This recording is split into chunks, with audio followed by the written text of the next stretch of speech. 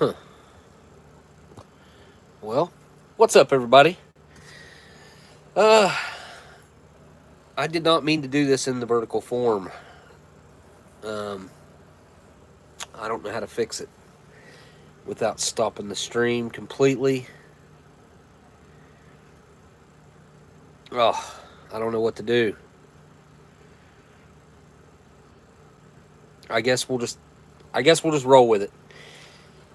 Anyway, today we're going to be having, what I would consider to be personally. This is just a personal, I guess, choice. One of the best things you can have for Memorial Day weekend as a meal, and that is pulled pork or barbecue. Got that sitting on there to cover the address. This box has been through the mill.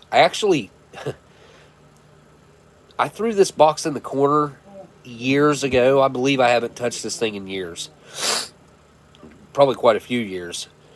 And it got raided by customs, and I just kind of threw it over in the corner. One of the rations, I believe, was more or less completely gone. I think I took the couple items that were left over and stuffed them in the other two, and I don't remember what was left, or maybe I don't know. Honestly, it's been so many years, I haven't went through it. So there we go. Let me make a really quick post, and I will flip the camera so at least you don't have to look at a box, and you can look at my ugly mug for a minute. I meant to change hats, but I obviously forgot. What is that?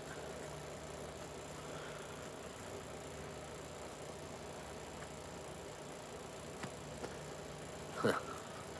Alright. Get a link to the live stream.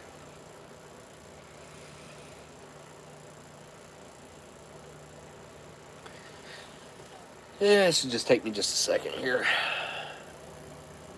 I don't usually do this, but before we get started, I haven't had one of these in, I didn't have one last week, or week before. I didn't do a live stream last week.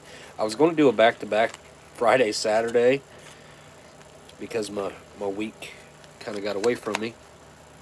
And then G. Schultz texted me and said that he was going to live stream, so that was cool.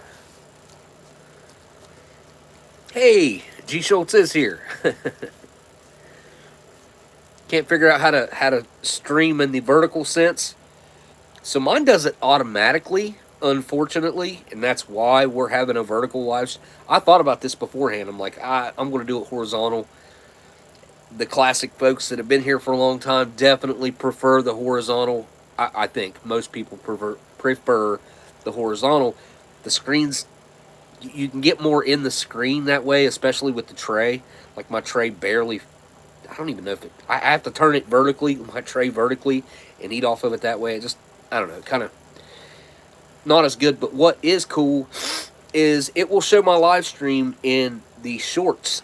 So if you're scrolling through shorts on YouTube, it'll be there. But when you're starting a live stream, at the very bottom of your list of stuff that you have to do, that you have to fill out before you start a live stream, at the bottom, I think it says settings, and you go in, and there's a couple different ones for, there's one for monetization, there's one for if it's a paid promotion, then there's another one for this. This is at the very bottom, I believe. And it says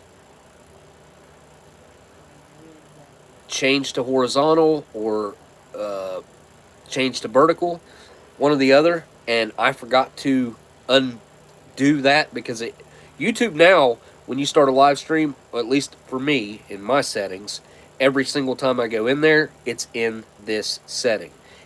I have to undo it and turn it off or flip it. I don't know if it's a flip or if it's a turning it off, so that it'll be horizontal. I think it goes from saying vertical, the screen's orientation will be vertical, versus when you undo it, it goes to horizontal. sending out the link during the stream. Oh, I have to use another device. So what I'll do right now is go to my channel right here at the top. Go to my channel. Right there's my live stream. Go there, and I'll say share. Oh, that's a new option. It says right there, create a post. Say what? I've never done that before. Usually I have to copy the link. Look at that. Look at that. This is nifty. Cool. Actually, this is good. This is quite useful. YouTube actually done something good. Stream has started. Just click the link and join in the chat. I think that's good. Yeah. Alright, we'll see what kind of post shows up. I'm going to go check that right now. I'm going to go to my community. And there it is. There's the post. There it is. That is nifty. I like this. This is a... Usually it's kind of like a whole thing. I've got to have this... I've either got to take a screenshot to get my thumbnail, the one that I make for the live stream that you guys see, saw before you clicked on this or whatever, or I have to take a picture of something, then I have to go in there of what's on the table, which usually won't be the same as the thumbnail. Then I have to go in there and copy the link, then I'll go out and I'll create a post, and it's, I don't know, it takes a lot longer than that. I would say, if I was just buckled down doing it, probably 3 times, 4 times, 5 times as long, depending on how slow I if I'm paying attention to chat and stuff up and down. I dig that. That makes me happy. I like to see a good new feature hit YouTube. It's rare that happens. I can't remember the last time that happened, but yeah, useful. And I'm going to go ahead and give that post a thumbs up myself. Like my own post. I don't know. It just helps it maybe get out to a few more people if you guys hit the thumbs up on that type of stuff. Same thing with this. Now, this is something I didn't know until I watched a couple people's live streams that were in the vertical formation here on YouTube, because the thumbs up is not on your screen right now for you to hit, right?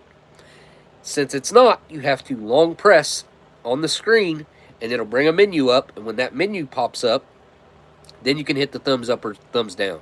So hit that thumbs up or down, either way. Just give Google their feedback. They, of course, love it.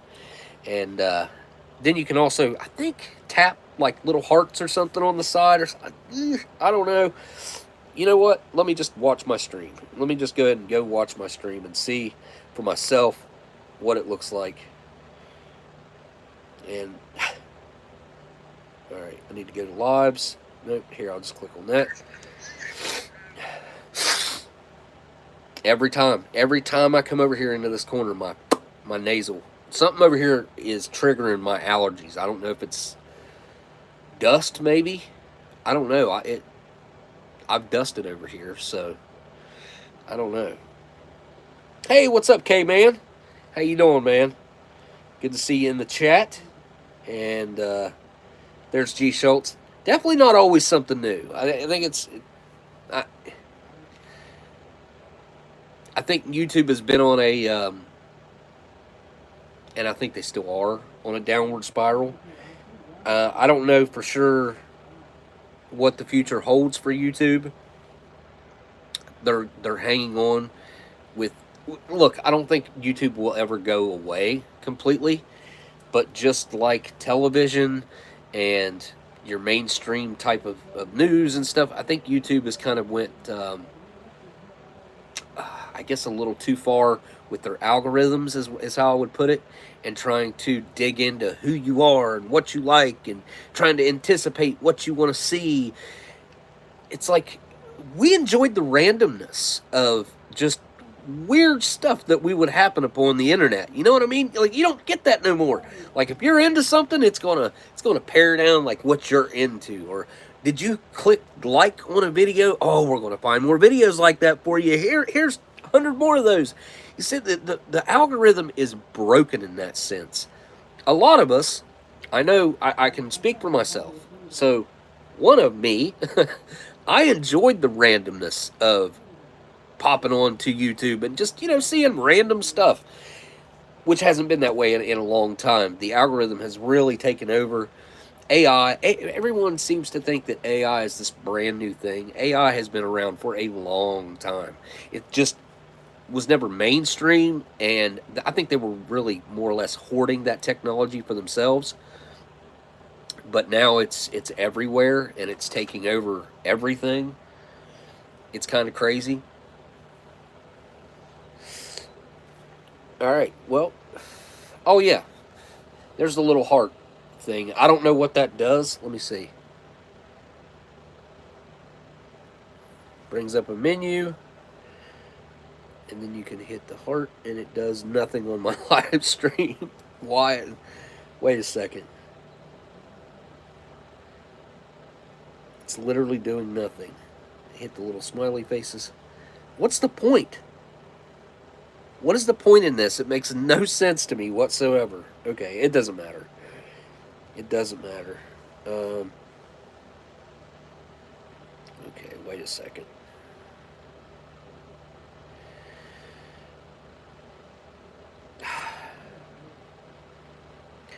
My old phone here is certainly becoming slow. Alright, now pause that.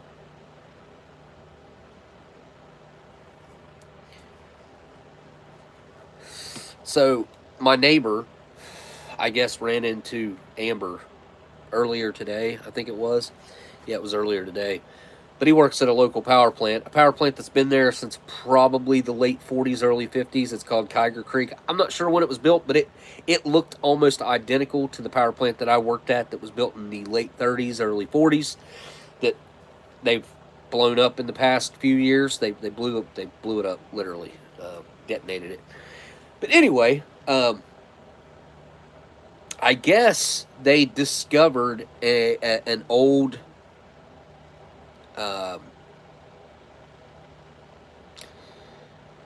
Cuban Missile Crisis era shelter at the power plant that they didn't know was there. How they didn't know it was there, I don't know. But supposedly they just discovered this, and when they went in there, obviously there were provisions in there. And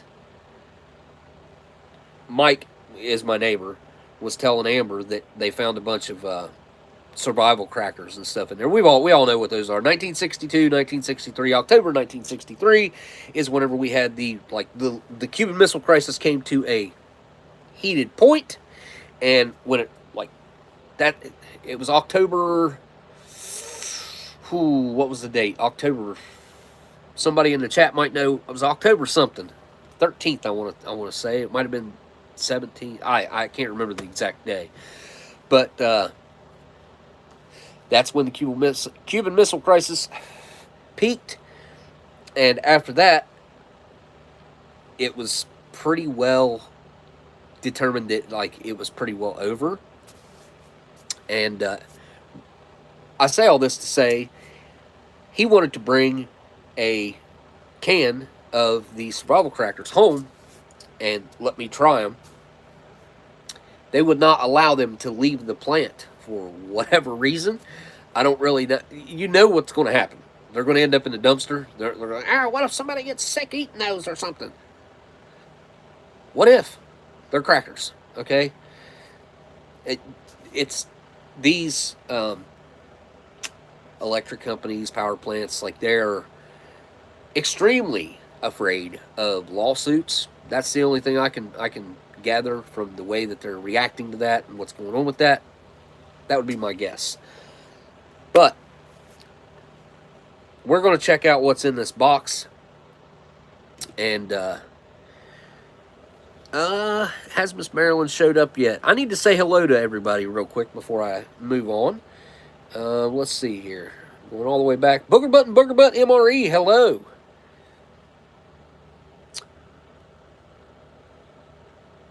Blue Quadrifolio. What's up? Kaylin, hello.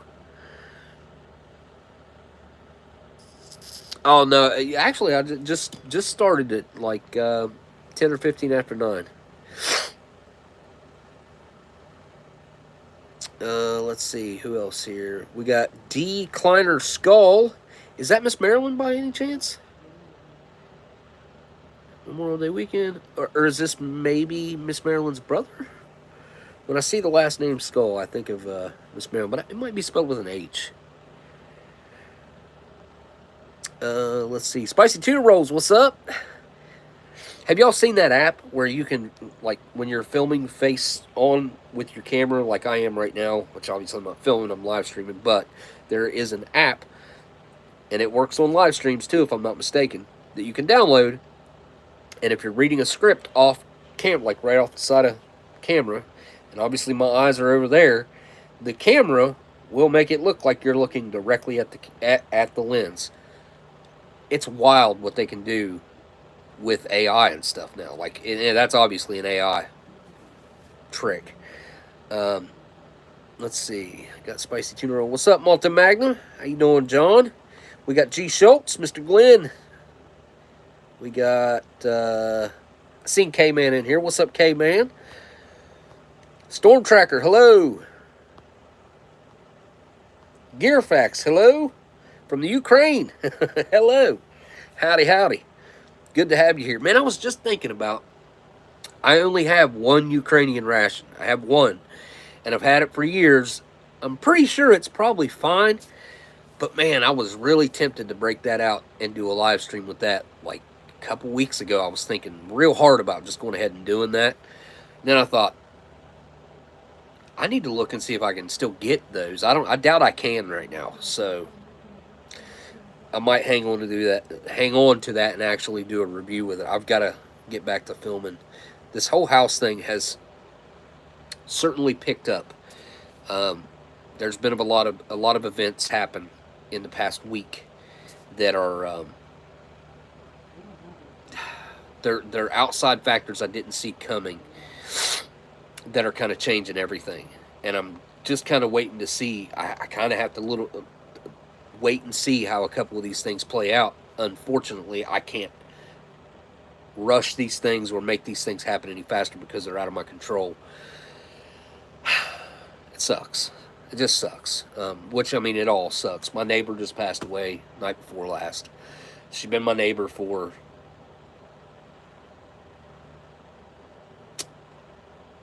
probably 18, 19 years. And, yeah, that just sucks. Anyway, her name was Geraldine. I just always called her the old lady. I mean, I always knew her name, but I just called her the old lady next door. Because she's always been pretty elderly. I think she was in her early 80s. I think she was like 81 to 84, somewhere in there. By the way, for anyone that tuned in last night, I forgot about the Date Square. Mrs. G and I did a short later. Oh, cool. G Schultz got a short out. Awesome, man. Awesome. Definitely check that out. It'd be cool if Kiwi Dude would show up again. I'd like to grill him with a couple questions. Who else but not? Storm Tracker, hello. I'm sorry I'm not looking at the camera. I got to read the chat.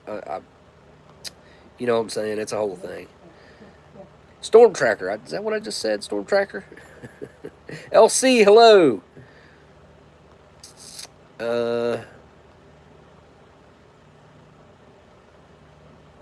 Chusik, hello.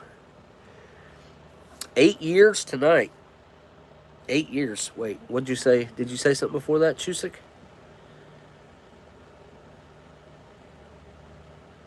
What's 8 years?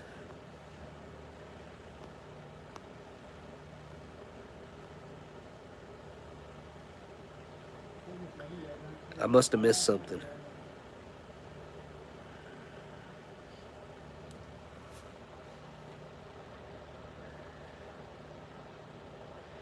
AI can learn from AI as it pulls. Yeah, I kind of see a problem with that. Maybe it's just me, but AI learning from itself whenever.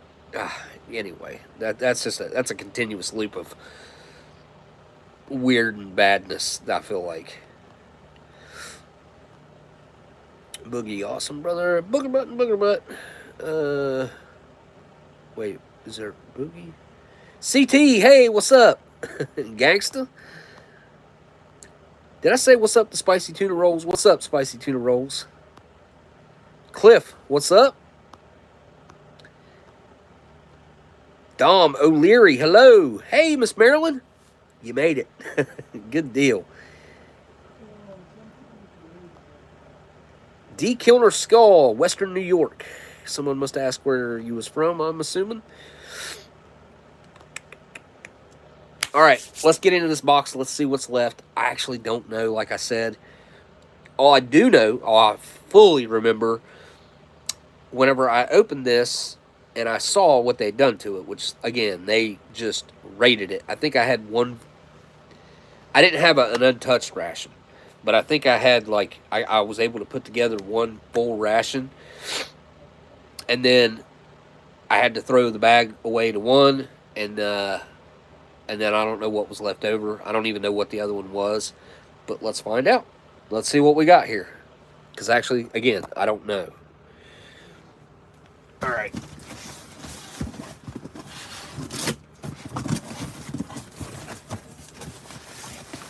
So this is what we were left with, or I was left with. We have part of a chili here, looks like. And then, obviously, our pulled pork. And these are 2017s. Huh. I had no idea what year they were. I don't even know when this happened. Like, it's been years and years ago. Like, if I was to guess, I'd say at least 3 or 4 years ago, maybe longer.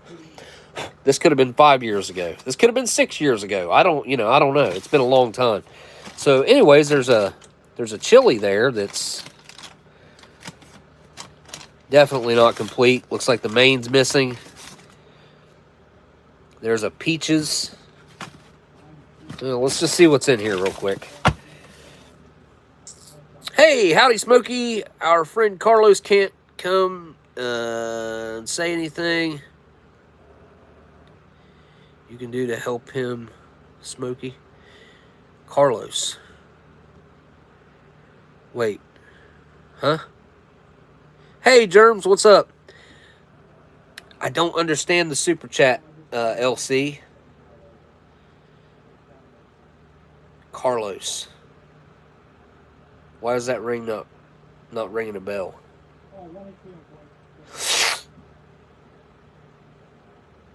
Carlos Perry? Huh. I don't know. Oh, DeCarlos. Did someone accidentally block him? By the way, thank you for the super chat, LC. Let me look into YouTube here real quick. All right, I'll flip you guys back around while I do this. Oops. What did I just do? Okay, here we go. All right, definitely ready to get a house. No doubt about that. All right, let me see if I can Google him and see if maybe, or not Google him, but YouTube him and see if he's blocked by any chance.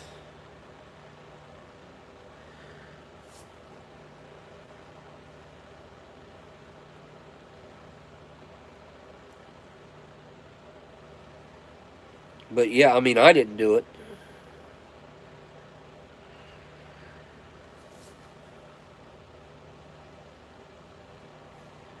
Let's see.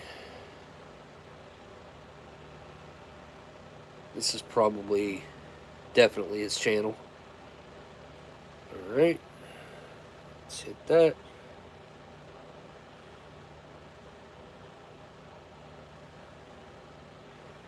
Tell him to try now. That's really weird. Somebody hit him on my channel. It wasn't me. Let me look through his videos here. Yeah, it wasn't me. But I did just have the option to unhide him from my channel. Hey, all right. It worked. What was Daniel's channel? Let me see if I can go to his. I know right now he's using the Renee account, but that'd be cool if I could go and fix his too. If he's hidden for some reason. Is Daniel.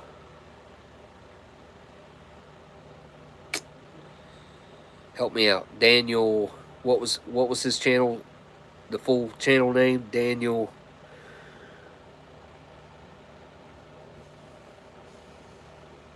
Nothing was supposed to be hidden. Yeah, maybe. You guys that are mods in here, you guys handle that stuff. Like, I don't think I've ever hid anyone. And I don't think I don't even block chat and stuff. Whenever we got somebody who's spamming stuff, like, I'm lucky that I have good moderators who take care of that for me. So there it is. All right, let me try Daniel right now. I couldn't remember what his channel name was. All right, let's try this. I'd love to get his channel back up and going. HER TZ Hertzler. Is that correct? Yeah. It's all one word, right? Let's see.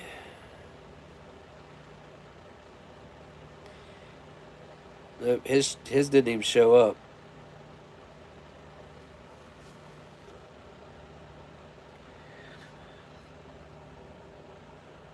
Which I haven't. It's been like probably about a month since I seen him, or 3 weeks. HERTZLER. That's what I got. DANIEL. DANIEL.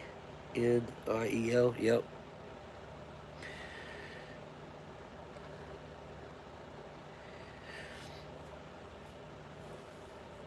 Hello, Irish Shakura.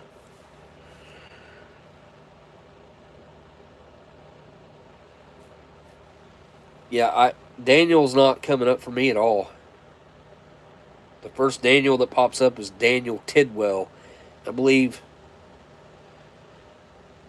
that sounds familiar, Daniel Tidwell.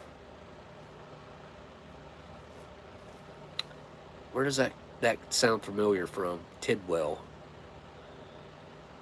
Timothy Tidwell or something like that? I don't know.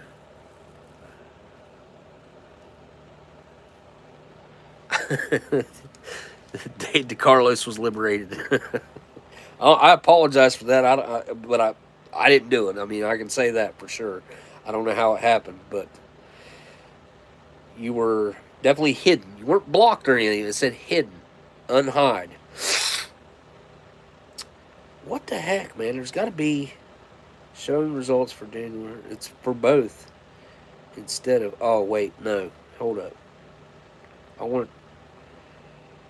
That didn't help. Nope.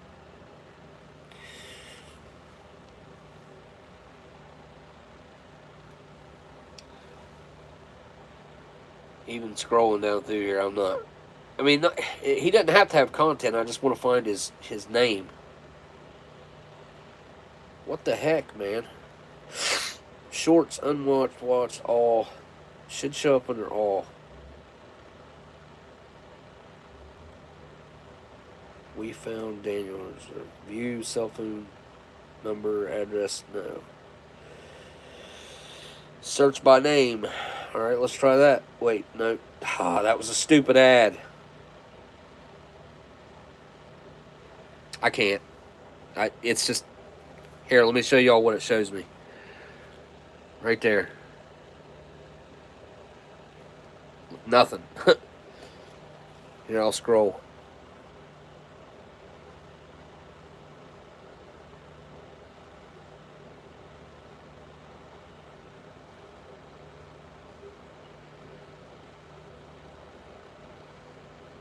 It ain't even came on the first channel that shows up yet. Actually, where did it go? It's gone. Huh. Anyway. Yep. Nothing. Right there. That's the first channel that shows up. Is this Daniel Tidwell. I don't know. It's weird, man. Daniel just kind of got deleted off of YouTube for some reason.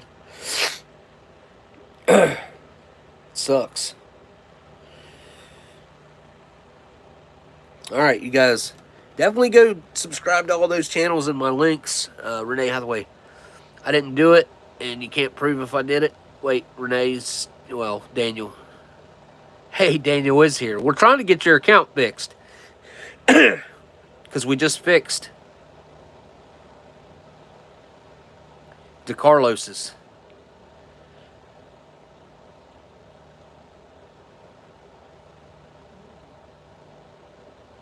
But I can't find you. Wait a second. Let me confirm with you. Is that correct? Which it's going to be backwards.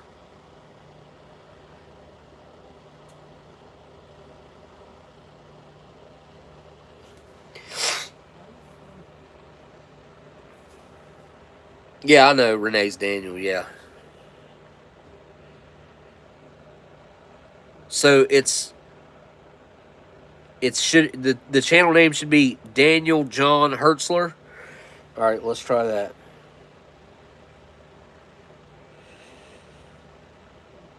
Is it separated or all one, like one big long word?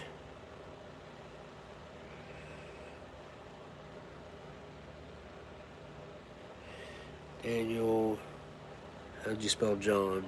John, okay. Hertzler. Hertzler. Hertzler.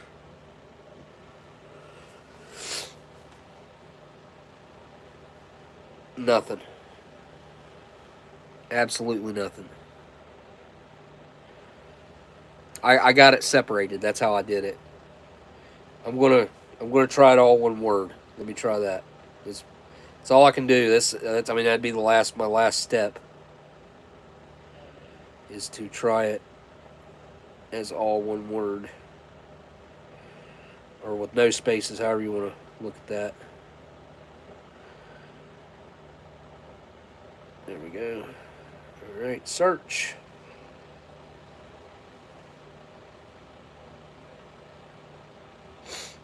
John Daniel. That's definitely not it.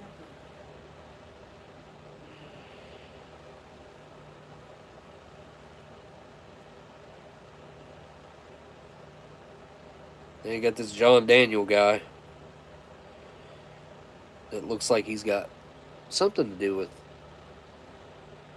survival stuff. We're building and you're going to love it. Click on the picture to open. We're finishing our water system. I don't know. It looks like he's kind of a survivalist.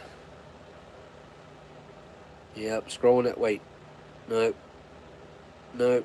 There's John Daniels. I tried. Sorry, I'm holding up the whole stream here. So, alright. Let me go grab my nasal spray real quick. I'll be right back. Subscribe to all those channels while I'm going for like 5 seconds.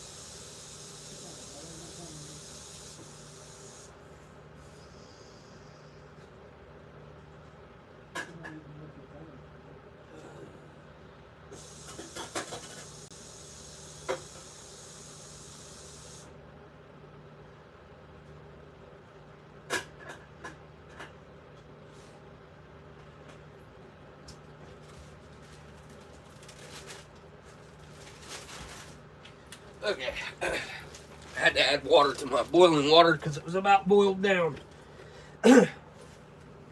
All right. I've got a... What was I just thinking? I've got to do something. Oh, hate that. Just totally lost track of... Oh. Should have had a beer or something tonight. I mean, being Memorial Day weekend, there should definitely be a beer to go along with this or something. Let's see what I got.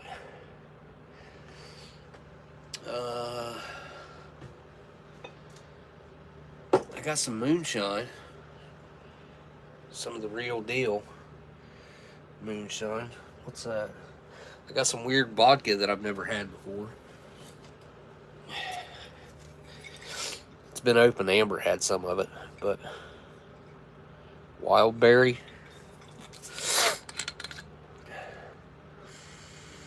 Ooh, that smells like Kool-Aid and aspartame. I don't even hardly smell any vodka to it. Yeah, I might try that though. I'm not a big drinker though. It's just not my thing. Is that what's in there? Baxter's peaches. Yep, sliced peaches. Okay. Well, they probably opened that too, actually. Okay. We got an old bread.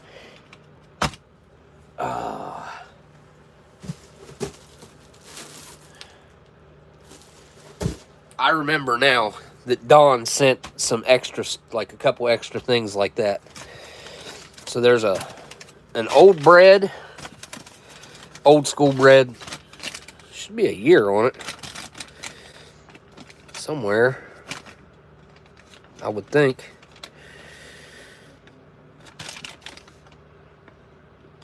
Well, they stopped these in 2013, I think. I think 13 was the last year for the little loaves.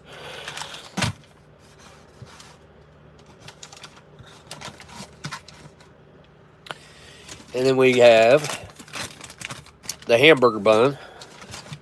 Would that come with chili? And we got sliced apples. We got some strawberry jam. Kind of felt like something wet. A coffee crisp. An old peanut butter. An old strawberry jam. A new peanut butter. A sweet and creamy. 2 fruit punches. And some Frank's Red Hot. And another peanut butter. And it matches and, you know, the normal stuff. No spoon, they took it. Spork. Would have been a spork in 17, I believe. Anyway, that's what they left me with in the chili. So no chili. Let's put these boxes in here before I pile crap in here.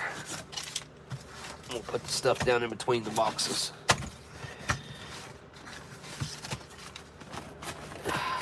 So they opened the peaches, but not the apples.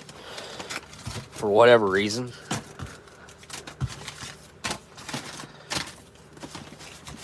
So we got this extra stuff. That's more or less all that is, just like extra junk.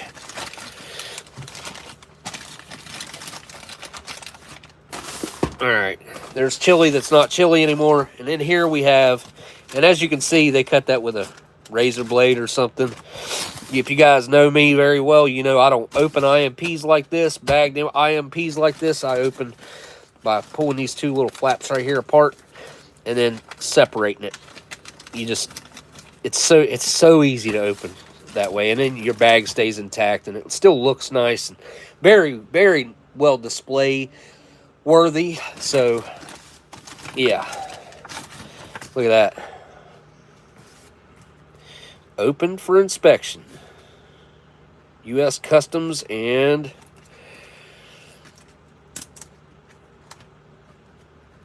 I guess Border Patrol. Yeah.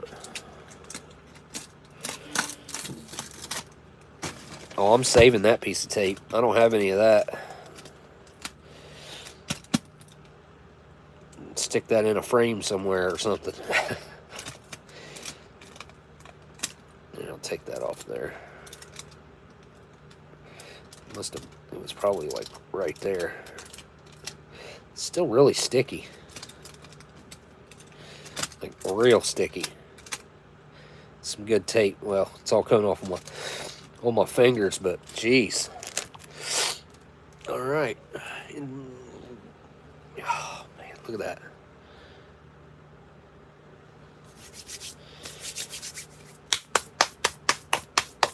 All right, let's see what else is in here.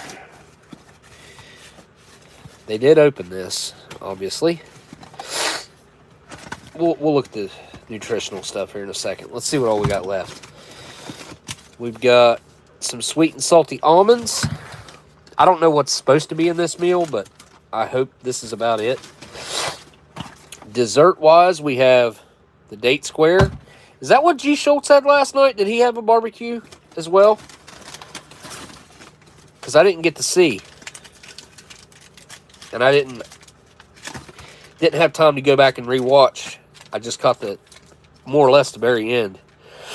So disappointing. I was lucky with mine. They did open the box, but they didn't seem to mess with anything or remove anything. Huh. So they opened yours too, huh? That's crazy.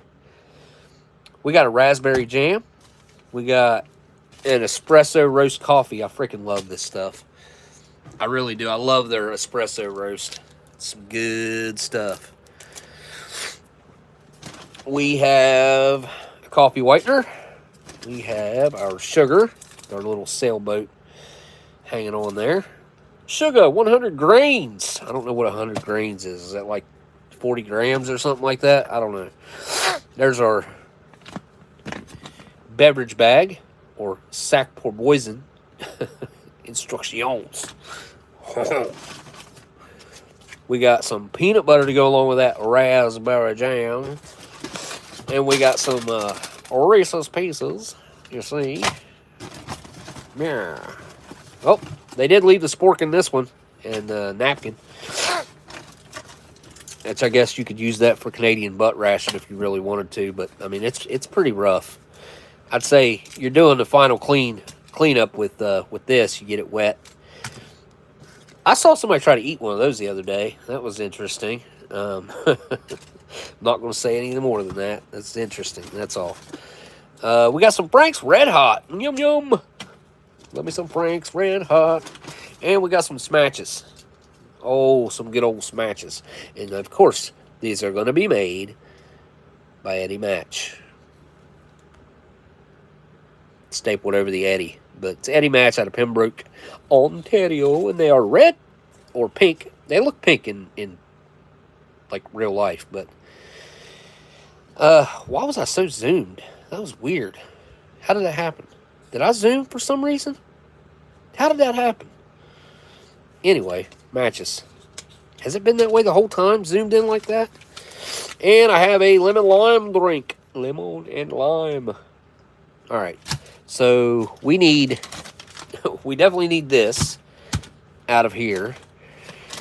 And instead of these sweet and salty almonds, which these look to be out of the correct time period, we will have, do I have anything apples will go with over here? No, not really. So let's do, oh, we got the date square, my bad. So I don't need that. I just pulled both those boxes out of there for no reason. You know what? That's fine. I'm going to have the peaches anyway. Since Customs opened them, why not? Screw it. And we're going to trade these sweet and salty almonds for the coffee crisp, which I know doesn't go there, but it is what it is. The espresso roast. Yeah, this is just a mess. Got a mess on the table. There's some Reese's Pieces.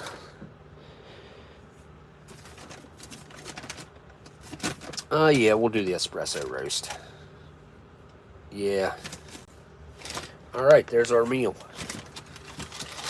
I think that's I don't think I need to add anything else out of this bag right here, do I? What else do I have over here? Nothing really. A couple peanut butters, some jams and stuff. I got the sweet and creamy fruit punch. Yeah, I don't need to add anything out of there. Okay, we're good. That's it. That's everything out of the sack, which obviously wasn't everything. Or there would have been a bun in there. So, or maybe this was the bun from here, and I just accidentally had it over in the chili.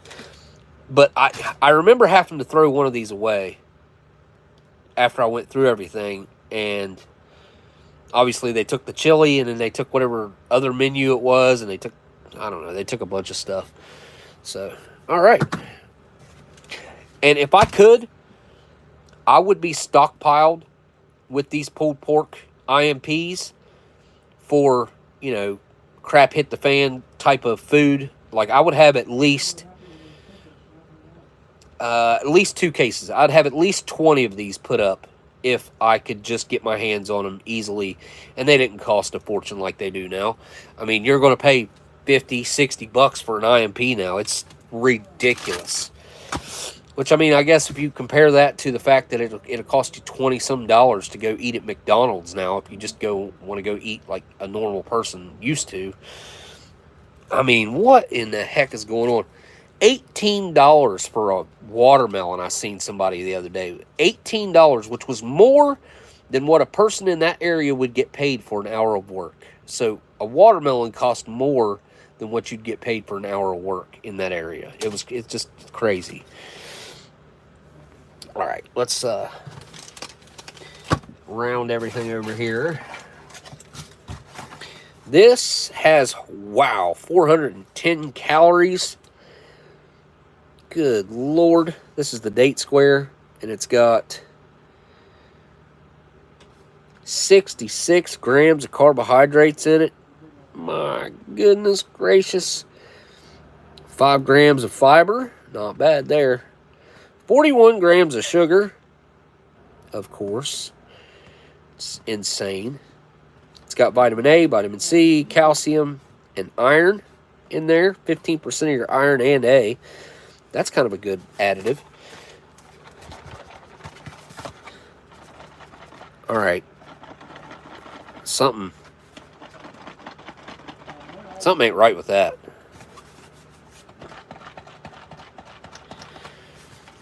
I ain't never seen a date square sound like that. I ain't never seen a date square make noise. Because usually they're vacuum sealed in their Mylar pouches.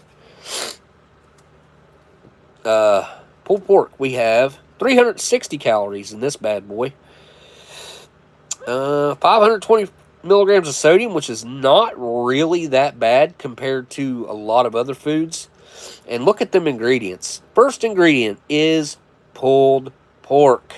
Then in parentheses there, it's going to tell you exactly what that breaks down to. And then you got tomato paste, sugar, white vinegar, marinade. Well, white vinegar, no, marinade's separate. Marinade is brown sugar, dehydrated vegetables, garlic, and onion.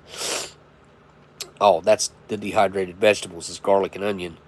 Spices, Worcestershire sauce,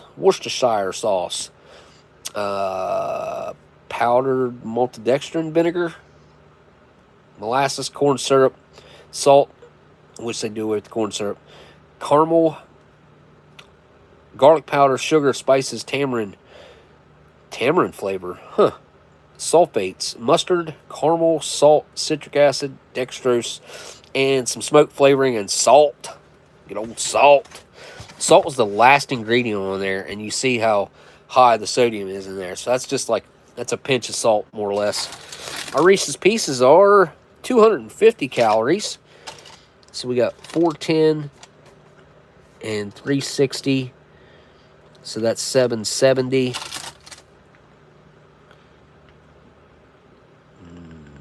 1,020. And then, wait, did I not have a jam? Okay, yeah, I do. Doesn't give me the nutritionals on that. Made on the 3rd day, though. 17003, so January 3rd. Doesn't give me the nutritionals on the peanut butter either. Huh. Well, I'll be 80 calories in that. And $2.60 if you eat that whole bar. Everything else is just kind of, I'm getting rid of one of those. I don't need both.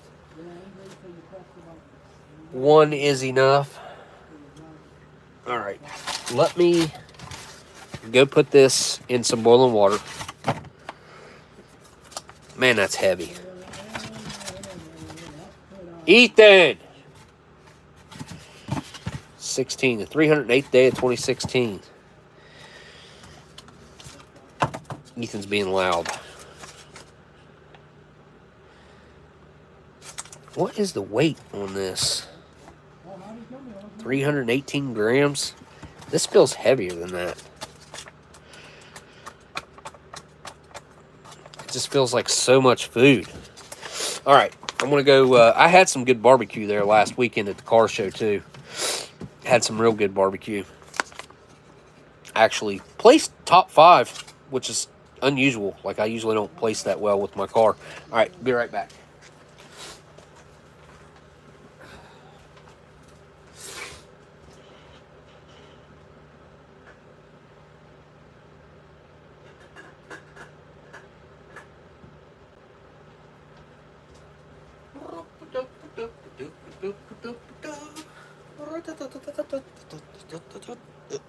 Yep, here we go. All right.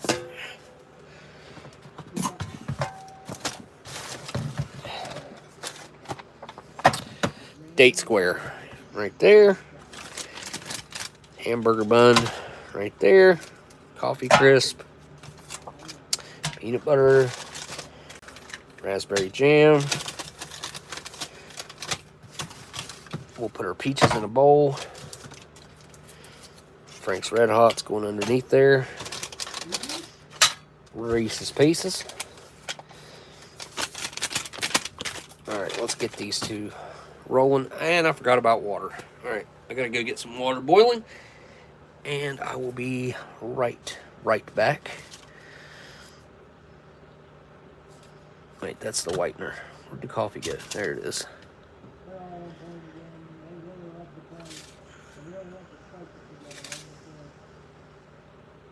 Doesn't say how much water. I'm going to say for espresso, you'd probably only use like 4 ounces, maybe 2. But this is coffee, not espresso. It's espresso roast coffee. It's not espresso. So I'm sure you could make it somewhat like espresso by just using less water. But I'm going to say 8 ounces. We'll do 8 ounces. Be right back.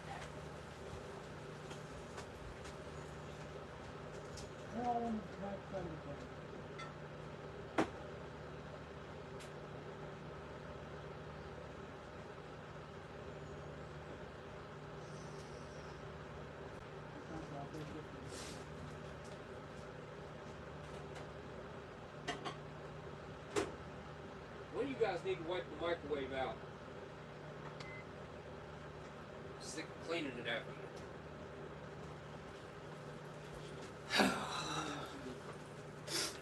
All right, drink mix. Lemon lime.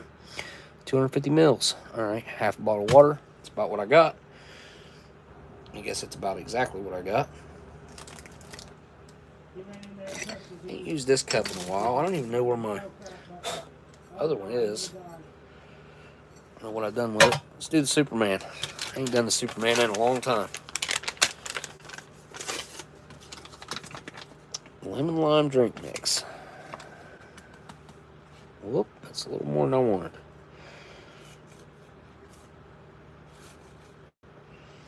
Alright, try that powder. Wow. Sweet, bitter, tangy, fruity. Does not taste like a pixie stick. It actually tastes a lot more like candy. Like a, I don't know, like a really nice, fresh, like, it's very refreshing. The lemon lime is really, it tastes natural too. Oh, that's smoke. Bringing the smoke.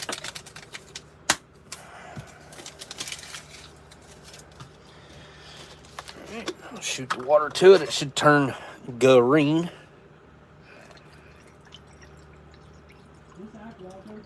There it is. And it will turn more green the longer it sets. It'll change, like, I think it should change to a different color green. We'll use our, you know what? I'm glad I just looked at that, because, you know, custom's nasty. Look at that. That's someone else's fingerprint. All right, that's got to go. Glad I didn't stick that in my drink. But I have my own sporks right here that are, oh, look at that, nice and clean. Yeah. All right, and give it a good mix.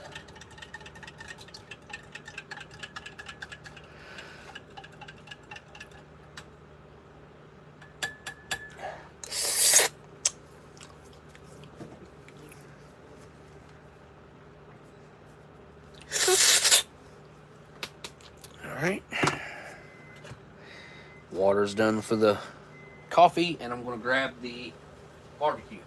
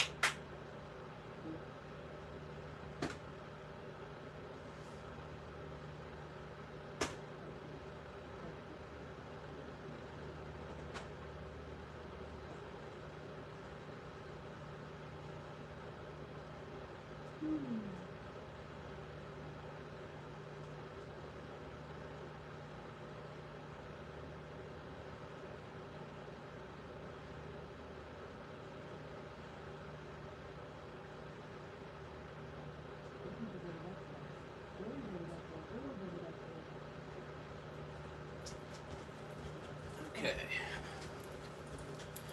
Got the barbecue all wrapped up here so it can stay warm.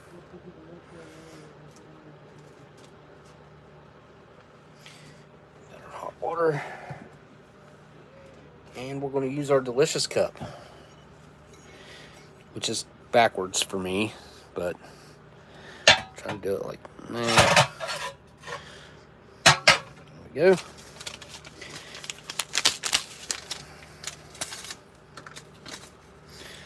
There it is.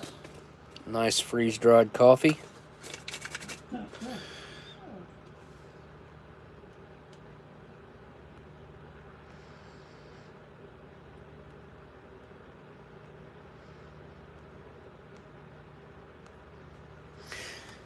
All right.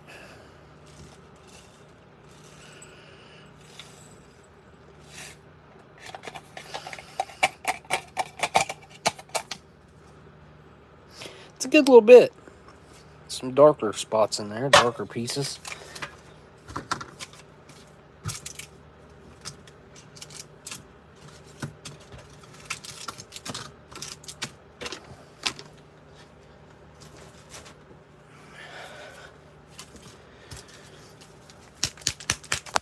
Oh.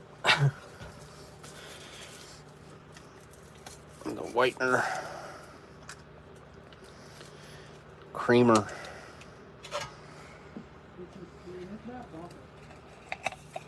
There we go. No smell. It's got a little tiny bit of sweetness to it, really. The creamer does. Booger butt taking off. Booger butt. Later. Later, Dave. Somebody said later, Dave, so I just said later, Dave. Later, Dave. Sugar into the coffee. Espresso roast. So fancy. Canadians and their fancy everything. Alright, here we go. Give it the water. Oh, yeah, look at that. Nice and dark. Yeah. That's a beautiful coffee. Look at that.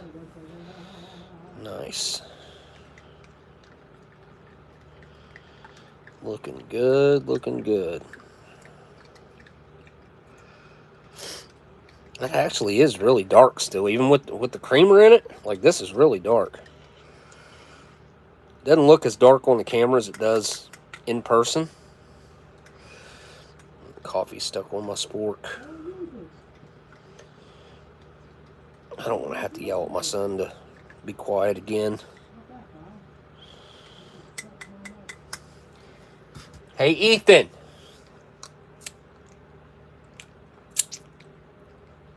Yeah. You know what I'm going to say.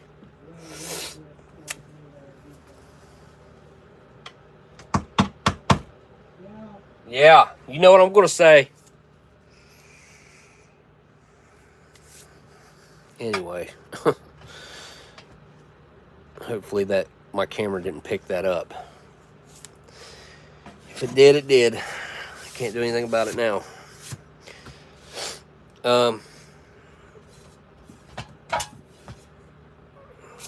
What is that? Some of this coffee didn't dissolve yet. It's kind of weird. I bet it was those few pieces that were really dark. All right. So we can move the bun to here. We will take out the peaches and put them into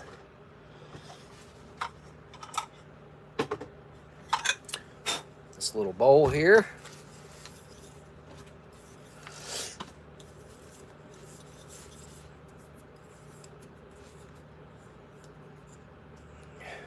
These bowls always look dirty. If you look at like see how they're made, that stuff's in it. It doesn't come off. All right, got millions of peaches. Peaches for free.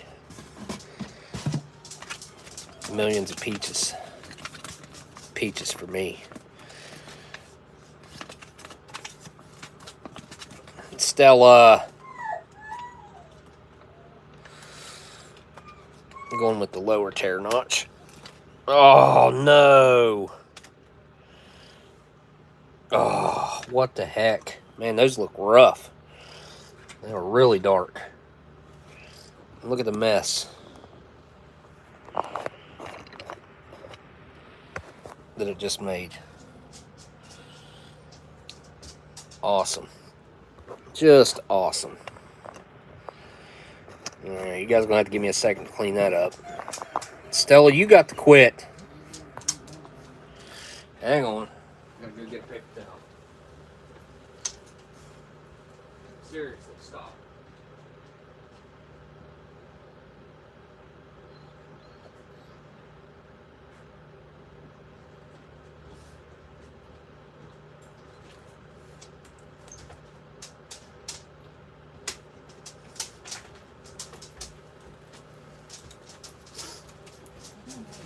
Alright. Oh, yeah. I'm gonna have to change these boards out now. There ain't no way to clean them. Once they get something like this on them, you can't like use any cleaner to get it off. It's over. The stickiness, possible ant. I mean, I ain't got ants, but this is what would bring them in. With something like this. Yeah, them peaches don't look good. They don't look good at all.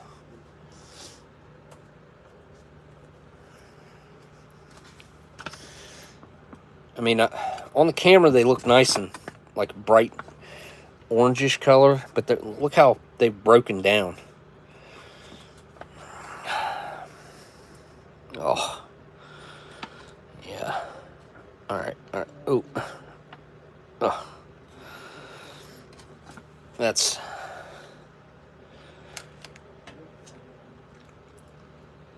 It's on the tray too.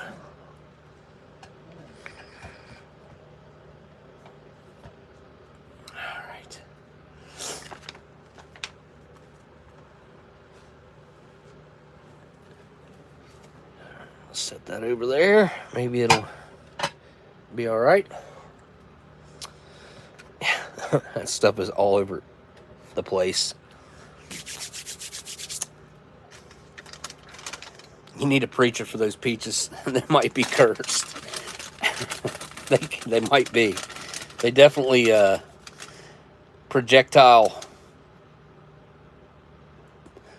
Okay, they projectiled themselves out of the package. Some good old Reese's Pieces. Every time I see these, the only thing I think is Halloween. All Hallows Eve. Let me kind of get that. There we go.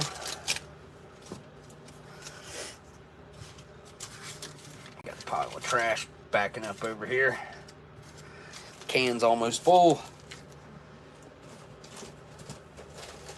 Alright, there we go.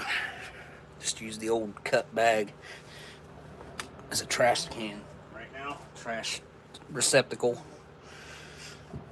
Sparrow! Tim, hello! Cliff, what's up? Cliff.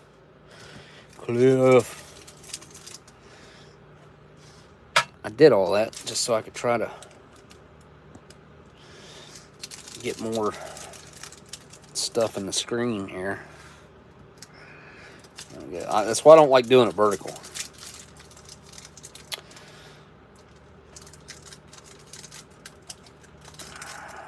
I have a feeling that this is going to be super stale. I don't know why. Just kind of feels that way through the package, kind of. Could be wrong. It looks good. It looks fine. It smells like chocolate. It smells exactly like chocolate. Nothing else. Coffee Crisp just smells like chocolate. Date Square. These are also one of those things I like to, if I could, I would stockpile for, you know, crap hitting the fan type situations.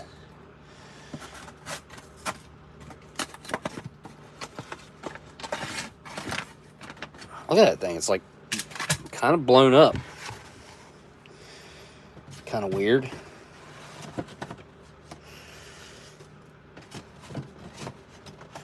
What the heck? Okay.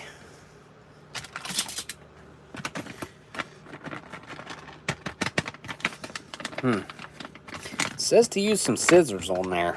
Some scissors. I'm not going to use scissors. It's what the tear notches are for. Right? Yeah.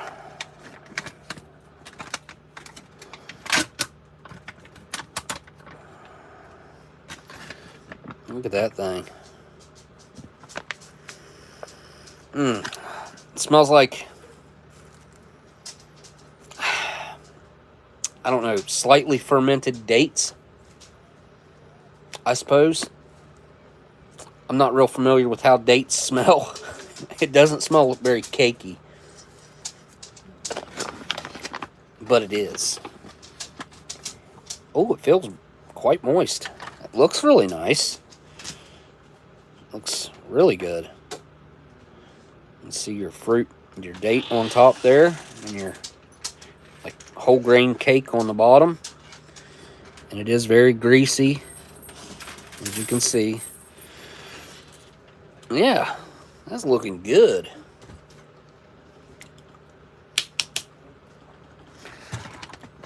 I want to eat those. Wait. That looks like rolled dough balls or something. What in the heck is going on with that? Still some kind of stuck in there.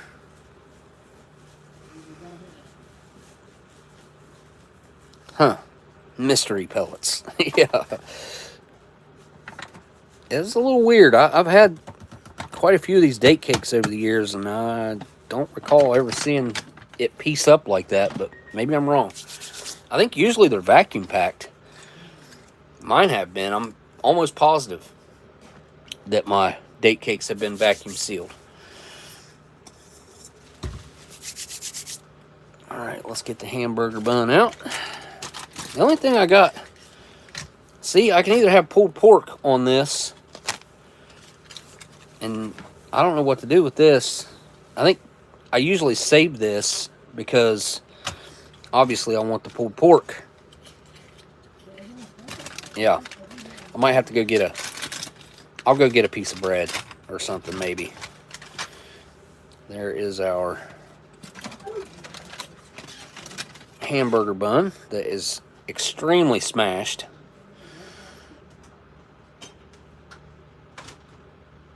Alright, need to finish cutting it. It does make sense why they do that. You know, I complained about that at first whenever they first started putting these in rations. I'm like, why don't they just cut the buns? And then it just clicked one day. If they cut them all the way and they separate, then they could get all weirdly smashed up together, and I get it. Keeping it together like that makes total sense. Makes total sense to me now. And before it didn't. Before I kind of fought it. I was like, no, why would you not finish cutting that bun? It's like incomplete cut. It make, you know, I don't know. My OCD brain was like, this is not right. This is not good. I don't know where to put that. I guess maybe right there. Or here. There we go. Yeah, that'll work. Because now it's time for good old barbecue. Pulled pork. Yeah, I've got to get some more of these. Actually, that's, I think, why I threw this one in the corner and just kind of forgot about it, because I knew if I ever needed it, I'd have it. But this is like a perfect setup for Memorial Day weekend. Really, it is. There we go. Sometimes some tear notches don't want to work so good. Look at the separation on that.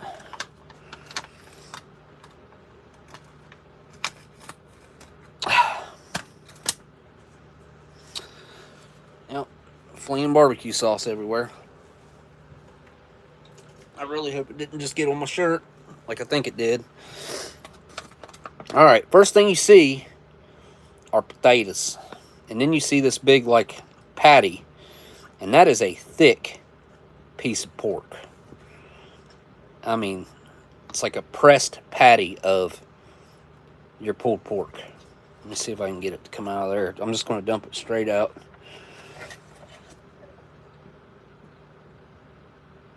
And then we will uncover said patty.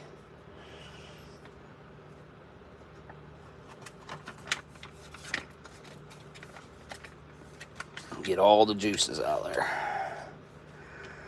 Oh, yeah.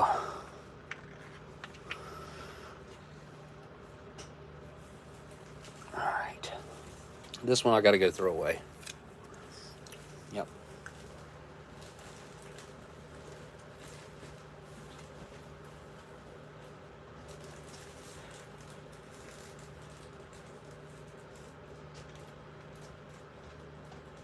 Try some of this pulled pork.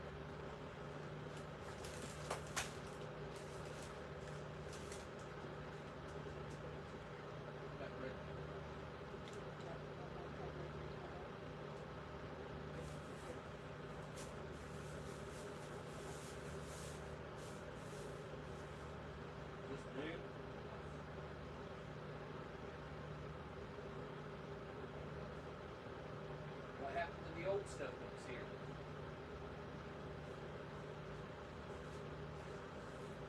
Is it not usable?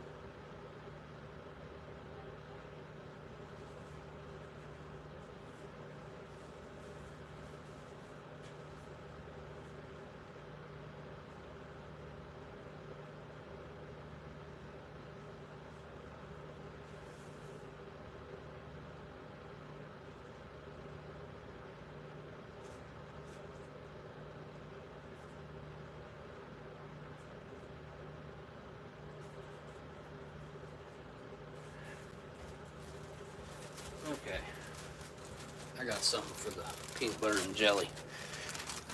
Stack of crackers. Ritz's. I've got some MRE crackers laying around, but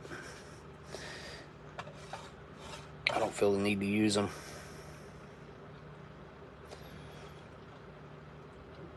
Alright, let's see. Is that a potato? Nope.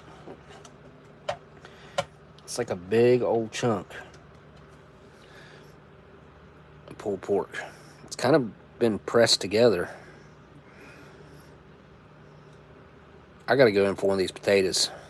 I gotta try one. Look at the steam coming off of it. Alright, gotta try a potato. Here we go. Well, you know what? A little pork too. My mouth is watering.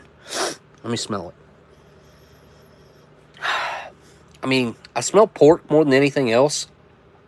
The barbecue sauce doesn't have much of a smell. I mean, a slight vinegar maybe I can pick up on scent.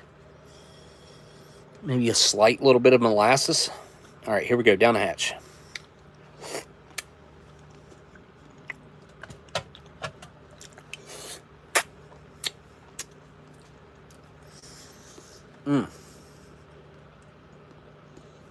That potato is perfectly done.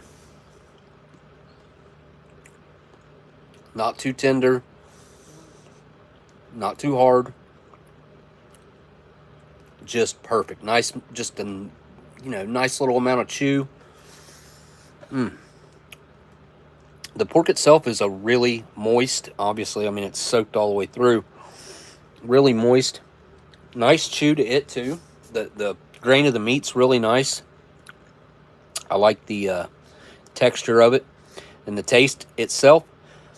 Potatoes and the pork pretty well, like their flavors they're mixing a lot. I'll try just the potatoes.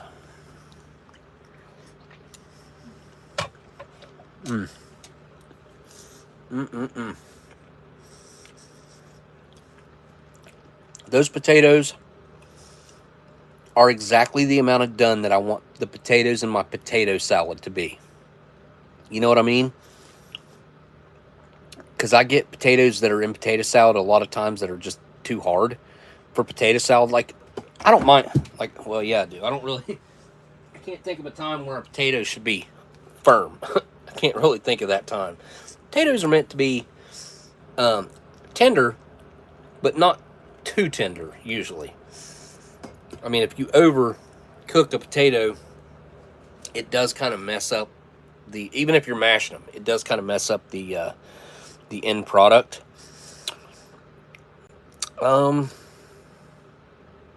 Yeah, let's make a full-blown sandwich here. Time for a pulled pork sandwich.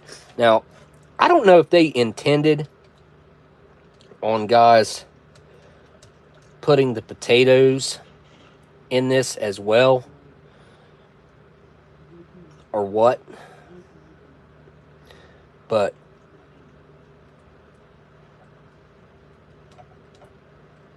all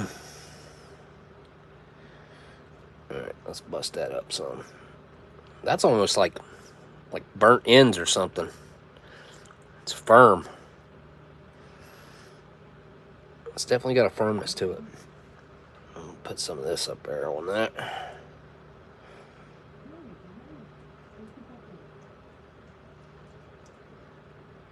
It's making noises. I'm going to save some to eat with the potatoes down here. But I'm not putting the potatoes on my sandwich. I've done that before, and you know, it's not bad or anything. Kind of like making it somewhat like a potato bread, really.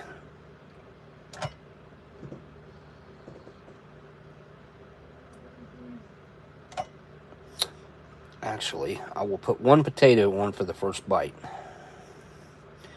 which will come from right there. All right, there is the pulled pork sandwich. Memorial Day weekend pulled pork sandwich. All right. Lean over here and get a bite of this.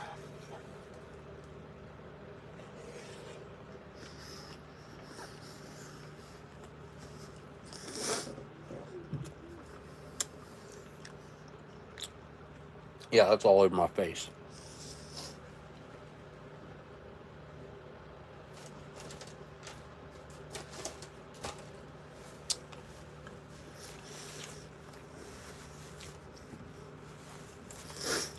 First thing I notice is that the bread doesn't taste like the shelf-stable Canadian bread usually does. I think I got more of that in my mustache than I did in my mouth. Holy crap. That's nuts.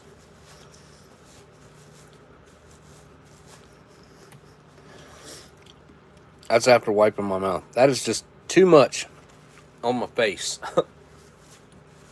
Barbecue can be a little messy. But that sandwich is extremely well balanced. Some smokiness. I pick up on the vinegar. Not much on the salt. Like, I feel like it could use a little bit of salt, but it doesn't have to have it. It might intensify like that little bit of vinegar that's there. Which I'm not really, I mean, there's a little bit there, but it's not one of the main flavors or the main tastes that I'm getting. The pork itself has a really nice, hearty, savory flavor to it. Like,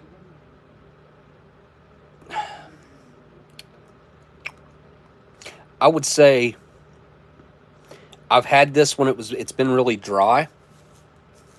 This isn't like, it's not super moist, but it's how I like my meat. Like, if I'm going to have chicken or pork, this is pretty much exactly the balance that I like for it to have as far as how moist it is. It's not too soft. It's got a nice chew to it. It's pretty daggone good. And again, all right, hang on. I got to try this bread, which it's got a little bit of... I should have tried this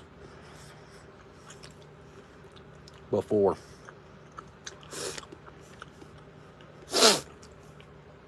Huh.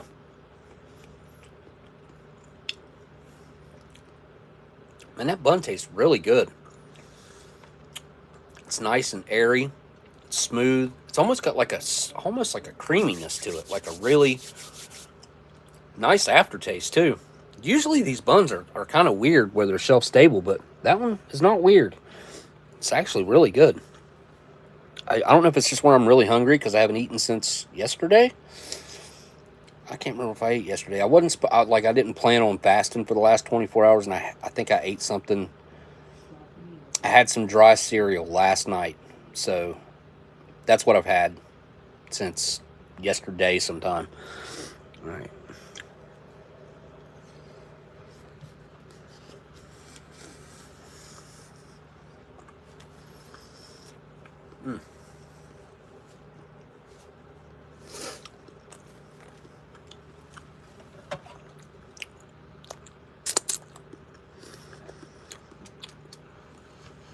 Have some potatoes with it.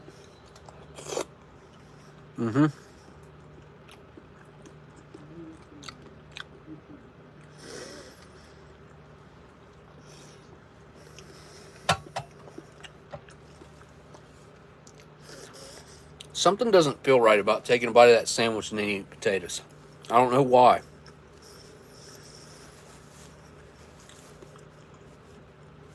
I don't know if it's where they're marinated in the same juice or what. But it feels wrong. I have thought this before when eating this.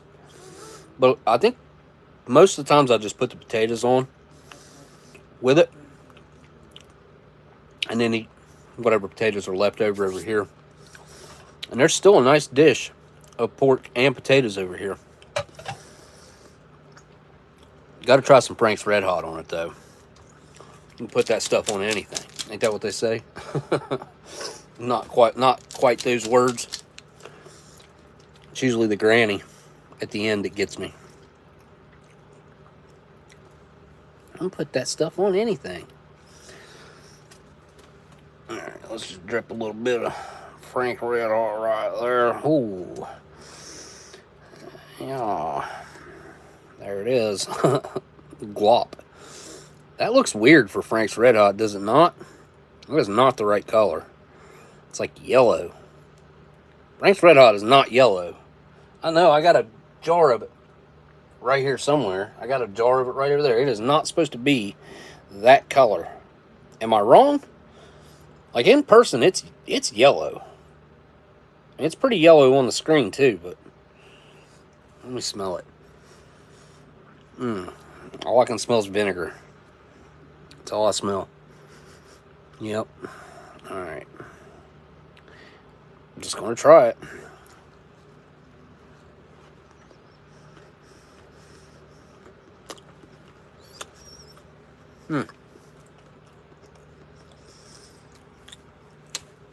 Immediately my brain says salty. Some salty sauce.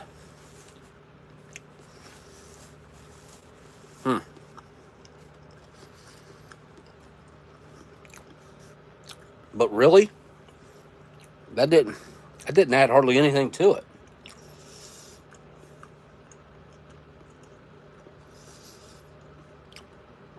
A little bit of flavor, but not as much as what I thought it was going to, because I put a big old dollop on there.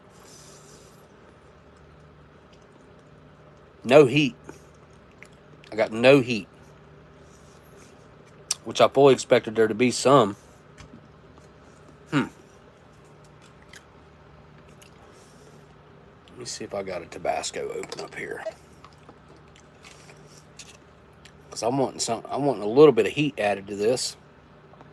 And tell me all my Tabascos up here are still sealed up.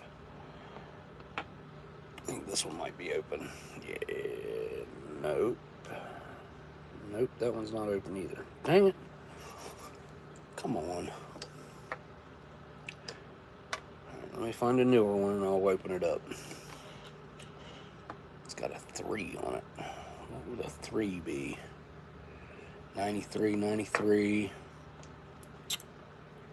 Empty. Oh, that's a dark one. From I assume 96. And a half empty one. 94. Huh.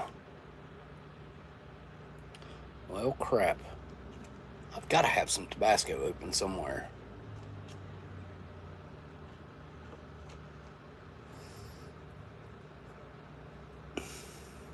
Alright, I'm going to open this one. It's pretty dark.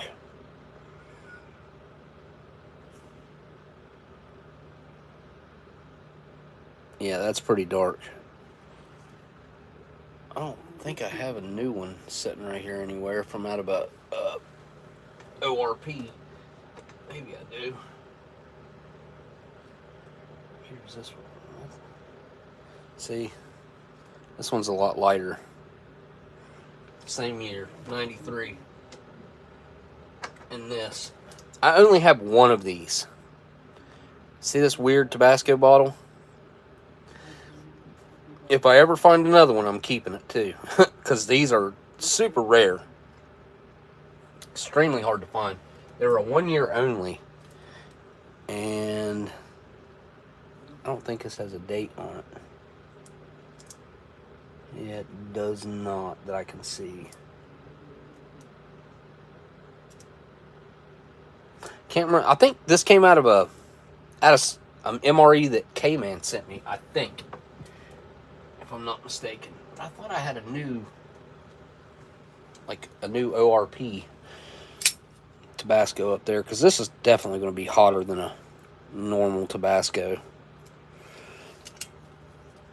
These dark ones like this always are. Alright.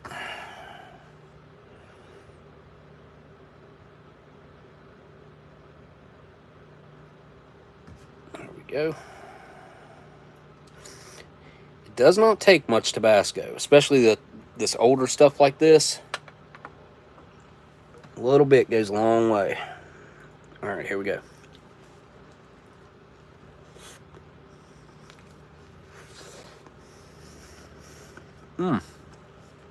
Wow.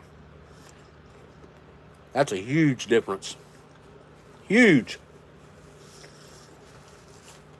Immediately feel the heat, the tang.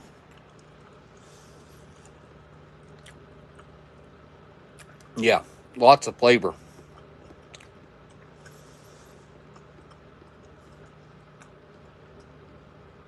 Lots of pulled pork in that bite too. Lots.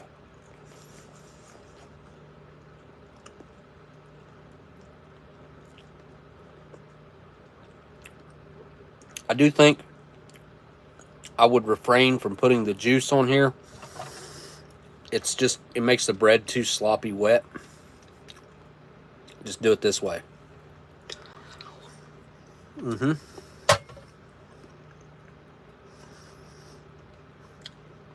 Mm.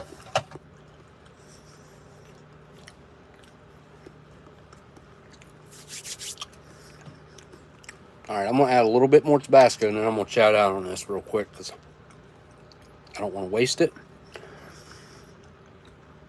And I don't want to eat it cold.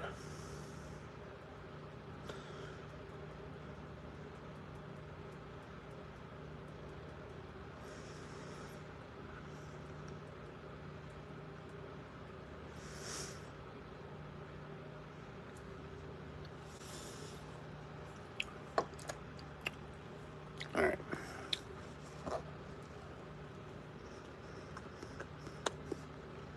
That was that fat piece I just ate.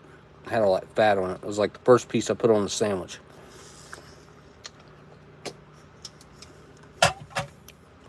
Mm-hmm. Wow, that's hot. Yeah, I haven't been able to eat spicy foods in a while, and my tolerance is just gone. I cannot handle the spicy stuff anymore.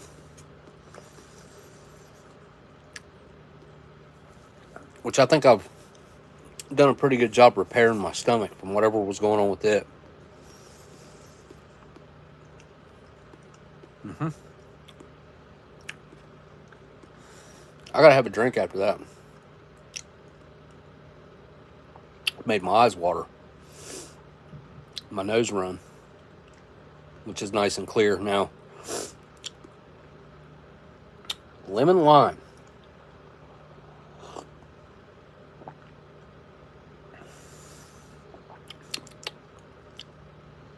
I mean, I will say that this does have that kind of slight cleaner effect, like Pledge. A little bit chemically.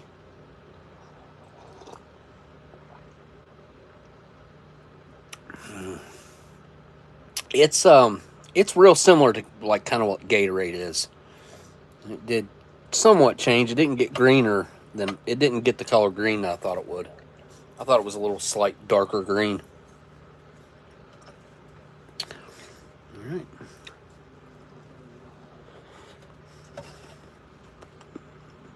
There's easily enough here to make 2 nice sandwiches.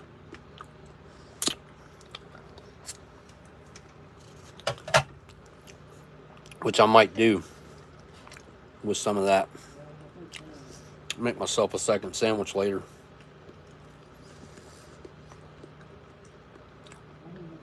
Mm.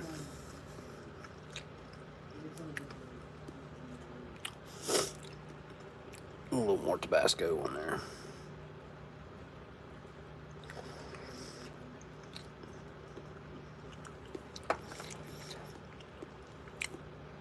I feel like this might tear my stomach up. Bought a whole pork loin for $1.49 a pound. Cost $11.45 for a 10. That would be a not quite a 10-pound pork loin. Mm.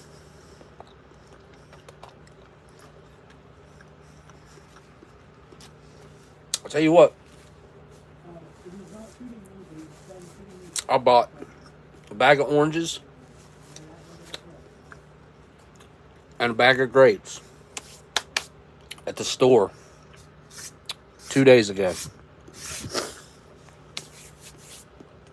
got them home. Later on that night, I went and got an orange out of the bag. One of those net bags and like orange netting, plastic bags.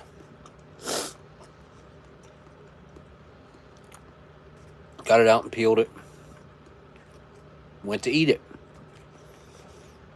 And I'm not even going to exaggerate right now at all. It was so dry that I couldn't even swallow it. It was disgusting. So I thought, okay, maybe it was a fluke. I'm just going to have some grapes. Get the grapes out, grab a handful out of the bottom, and I eat one. It had no flavor. None. It tastes like just a tiny bit of sweetness, and there was no flavor to it. It's like, you got to be kidding me. So I pulled another one and tried it. I was like, man, this is awful. Next day, I tried another orange yesterday, and same thing. So I just returned them. I am done. I'm done with the fake fruits, man. Like, I'm done with the nasty foods that they're selling us. Never thought that military rations would be better for you than the food that you buy at the grocery store, but that's the situation we're in. Oh, hey, Kiwi Dude's here. Hey. All right. Good to see you, man. Glad you're here. I know last time you was in here, you mentioned making a return. And I think if there was anybody that was going to do it and be successful at it, you'd probably be the one that could pull it off. I think I mentioned this last time. Americans love Australian and New Zealand accents. Like, I don't know what it is that... I don't know. UK, too. Like, the UK, London, whatever, the UK. Americans love those accents. So I think you have a big leg up just with that alone. But also, I mean, you got a big channel. I think you got a great chance of making a good comeback at this. And I think we'd love to see what you could do. I mean, obviously, I think you'd probably have to... You could get lucky and the first video take off crazy, or you might have to post for a little while to kind of let... before people realize that you're back. Because YouTube's different now. It's just different than back whenever you were on YouTube. I hate to even say that, but it's true. I think anybody on here would probably tell you the same. It's changed a lot over the past few years. Especially since 2017, 18. You was still on during the changes that were happening. But yeah, I think everybody in here would love to see you make an awesome comeback.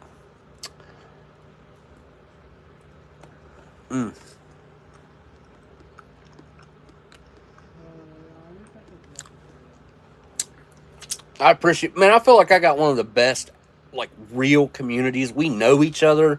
We have met in person. We talk to each other outside of, like, my live streams and the community. Like, I feel like I do have one of the... there's a lot of really good communities I've found out online now that have developed over the past 5 years. My community has been developing for years, and I'm very proud of the community that I have. I'm proud of everybody who comes around on a regular basis, even if you don't, and you're a part of this community. I think it's you got to be a pretty decent person, or we'll weed you out pretty quick. You know what I mean? Like, people that don't do right don't last very long. Because we'll try to course correct if something's really messed up or something like that. But if that doesn't work, then yeah, I can't think of too many times that's happened over the years, but it has happened. But yeah, I'm glad to have the community that I have.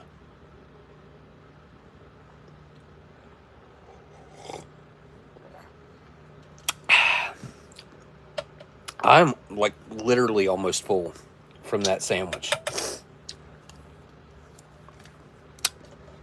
Time for a weird, nasty looking, I'm sure they're fine, peach. They've I guess, decided to start dissolving inside the package, which is what it looks like to me. I mean, look at that. The only thing that does that is heat. Heat exposure, typically. And I know since I've had them, they have not gotten any heat. So it had to be before I got them. Excuse me. That are really rough handling for peaches, maybe. That also, I haven't touched this in years. All right, well, look at that. Oh, did that just fall off of there onto the tray somewhere? Where did that just go? It sounded like I heard it fall. I hope not, because I was like doing this, like making it swing around. It's like weirdly gelatinous. All right, here we go. Down the hatch.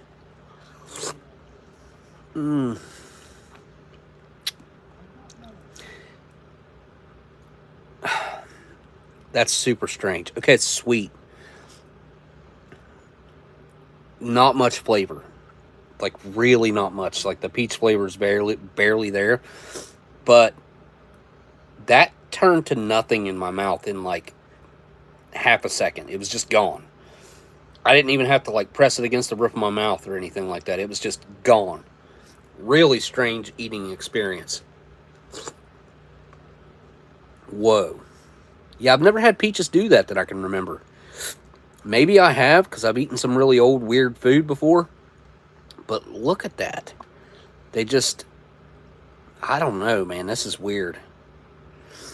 It's one for the books. I'll try to have to try to remember this, because just what happens when it gets in your mouth is so strange. Mm-mm.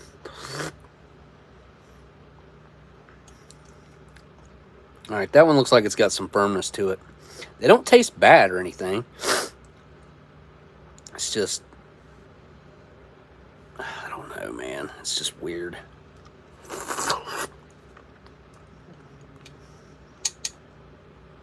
Seriously. Just went to knock this spork off and that stuff went flying. Again.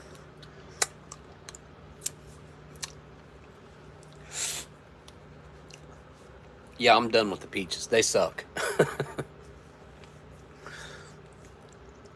Peach parasite.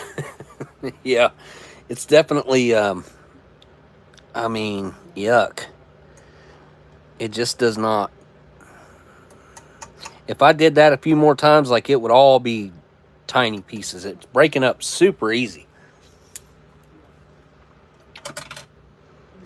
The only, like, again, the only thing I can think is heat exposure would cause it to be able to break down like that so easily. Coffee.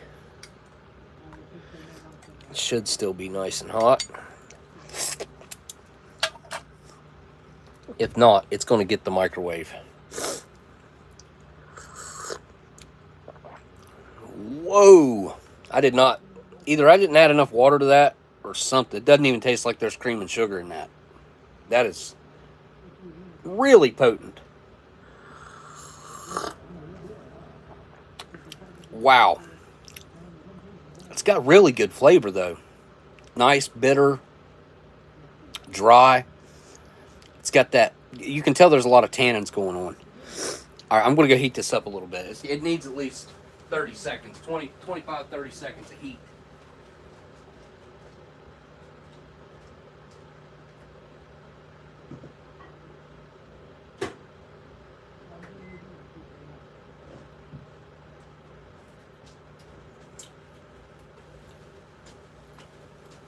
I hope Delicious's cup is microwave safe. I never even thought about that. You know what? Let me go get it.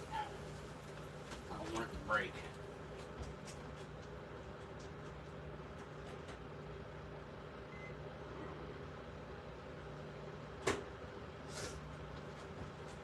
I'll just have to drink it warm, just in case. I'd say it probably is. I mean, it is a coffee cup, so I'm 90% sure it's probably safe, but it does look like it's got like a small imperfection in it right there in the glazing. You can see it right there below those two dots. Yeah, there you go. I don't know if that would affect it in the microwave or not. All right, Date Square. Nah. I just heated the coffee up. Let's do the coffee crisp first. Let me get a bite of that. Oh, that's nice one. Wow. That's probably the stalest one I've ever had.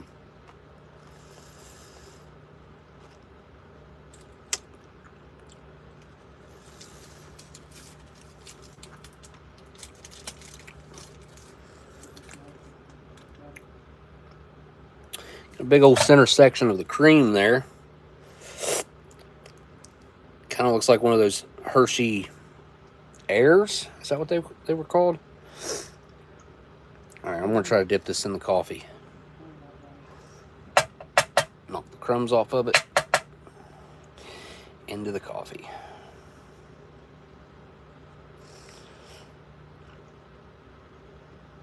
Coffee did get about 17 seconds in the microwave, so it is warmer. It's not hot, though.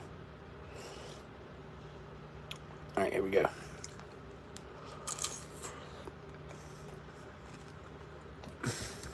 It's so stale. I mean, absorbing some of the coffee made it taste better. But, yeah. Definitely the most stale coffee crisp I've ever had. I've had some pretty stale ones, too. This one's like rubbery. And it's got some crunch to it. It's like a rubbery crunch.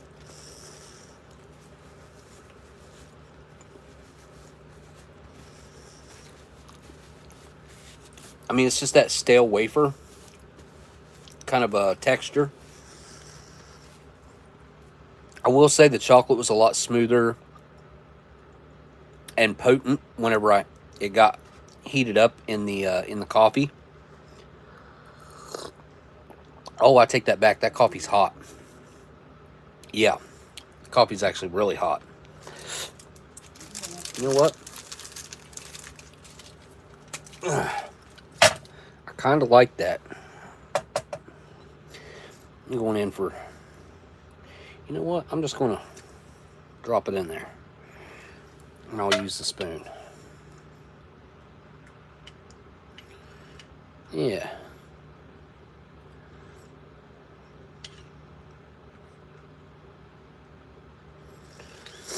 There we go.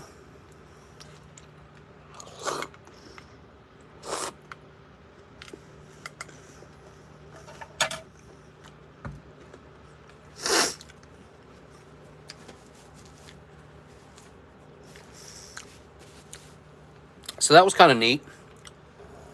As soon as it hit my mouth, like the chocolate almost felt like it fell off into my mouth, and then it was just the wafer and cream. It was kind of an interesting experiment. Man, that coffee is really strong, though. I would say that's like 2.5 coffee instant type 1s in 1 cup is what that tastes like.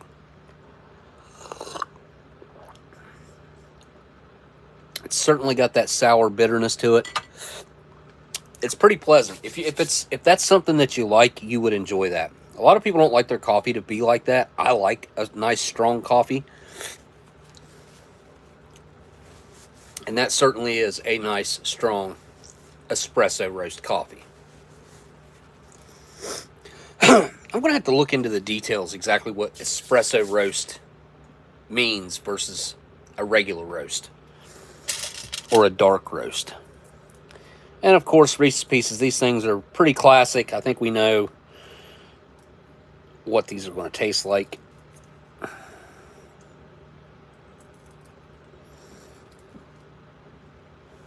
There's the inside of one. You can see that peanut butter. There we go. Peanut butter inside there.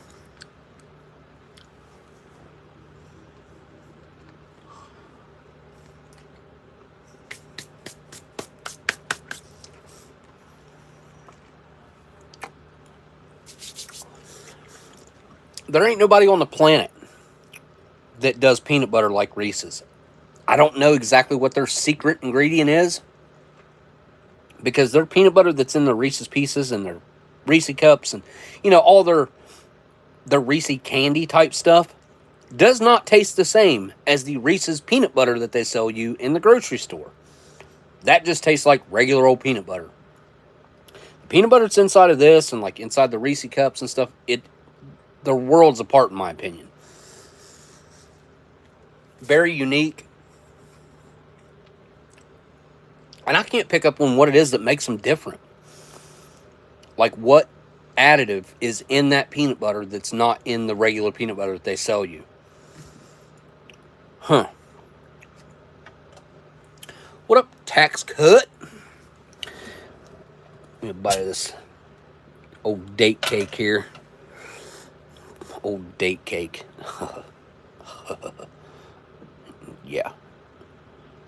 Yeah, you can see it's close to 50-50.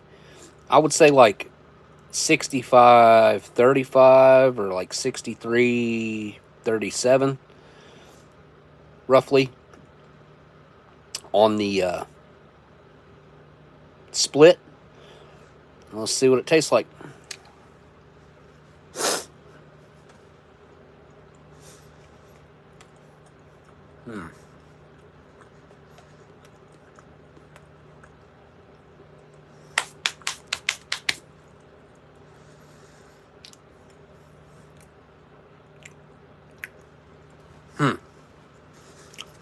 So the date is very figgy. Very much like a Fig Newton. I feel like they're similar. They're probably in the same family. Fruit family. But the cake on this is like mega dry. Super dry. I'm surprised it even held apart or held together to pick it up. And there's so much date that it's kind of weird when the cake disappears immediately. And then all you're left with is that date.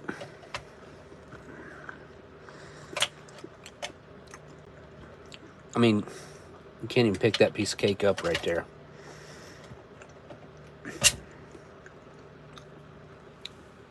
It feels moist to the touch, but it's dry. The date is moist, the cake is dry. They're like polar opposites of each other. It's kind of weird. It's almost kind of like eating like a dry oat flour kind of mixture. It's weird. Gritty, dry, falling apart. A little bit of an oaty flavor to it. The cake, I mean.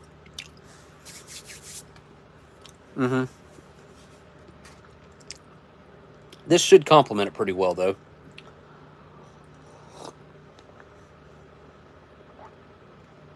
I don't know. I'm going to have to do a bite of this with a drink of coffee at the same time. Just to see here.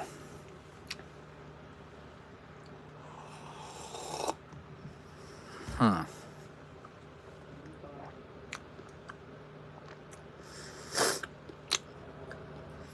don't know if I've ever... I'm pretty sure I've never had a fresh date, LC. Okay. Adding the coffee to it wakes it up. That turns that into a completely different experience. The cake even somewhat held together. I mean, I'm still chewing on the the date and the cake's way gone, but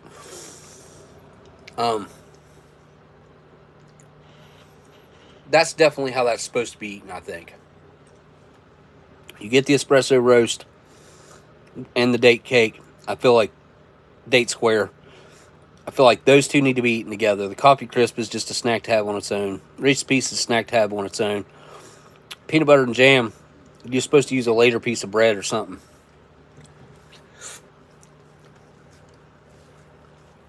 Overall, though, this is a good meal. I gotta have another bite. That was really good. The coffee really, the bitterness of the coffee, the sweetness of the date, and that dryness that it kind of takes care of on the cake is, I don't know, there's something special about it.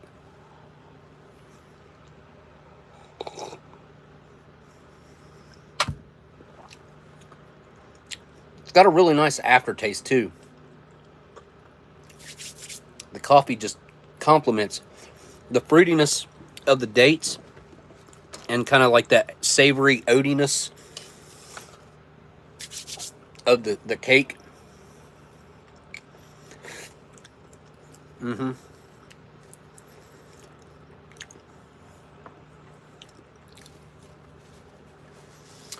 So I don't know if this would be considered a dried date or not. Just like with figs, fig Newtons, I'd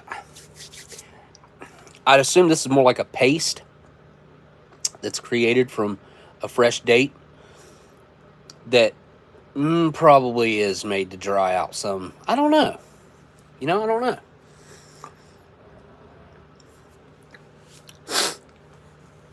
But I have... Oh, and I meant to talk about Memorial Day, and I totally got sidetracked whenever the surprises were found in there. You know what? I'm gonna have a drink before we're gonna have a little sip. Oh, excuse me. What do I have that I can drink out of? How about this? This will work.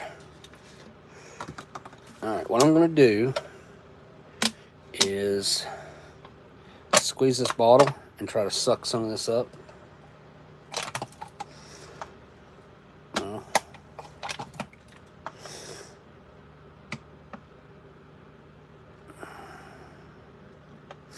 I don't want to make a mess.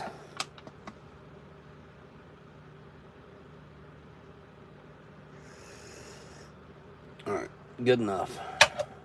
A little bit.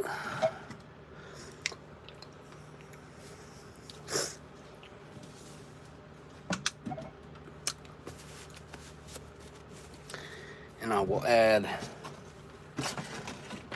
a little bit of this berry stuff. Probably not the best thing to mix it with. There we go. And that'll probably make me feel different. I got some beer, but they're all old. But thank you for the super chat, my dude. Oh, you're too kind. You're too kind, sir. Yeah, I could go outside. I got some old beers just sitting outside from like 2016 from the first MRE meetup. I got some, like, that's probably the newest beer that I have sitting here. I don't know. I might have a hard root beer in my refrigerator or something. All right, here. I gotta put this down the hatch because I'm a wuss when it comes to hard alcohols of any kind. I'm just, I don't know. I don't do well with alcohol. It smells like Kool-Aid and aspartame. Like, I can smell the aspartame, and I am not a fan. Nor will I ever be a fan of aspartame. That whole stevia thing, man, like, I can't even remember what that was in last time I was eating. But I don't know much about it because it has always avoided my radar when it comes to researching alternative sweeteners. I don't use them. I use sugar, and I'm trying to cut sugar out of my diet as much as possible. But my answer to that is to not use an alternative. I'm not using an alternative. I think that's worse for you than just using a little bit of sugar. It's my personal thoughts on the matter. I don't think those chemical-based sweeteners are in any way good. All right, here we go. Cheers.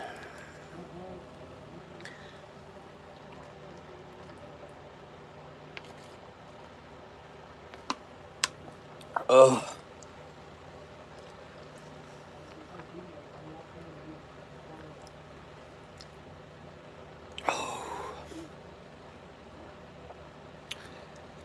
It's more potent than I thought it was going to be.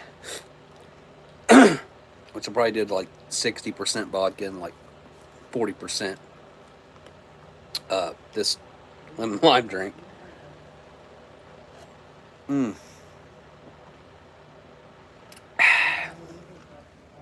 All right. Now that that's done, I don't like alcohol. Just vodka and stuff like that. It's just not my thing.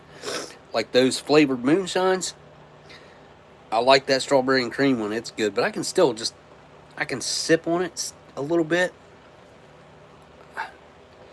I guess maybe if I sat there and sipped on it for a couple hours, and that was my whole goal, was to drink enough to make me feel different, like I could make that happen. But I can like slam what are these, 8 ounces, 12 fluid ounce can of beer in 10 seconds, or however many seconds it takes me to slam one of these things, and I feel it afterwards. I mean, that last one I had it looked like mud when I dumped it out in the cup. It looked bad. I caught a lot of flack for really looking at it and inspecting it whenever I did that. I think it was that one.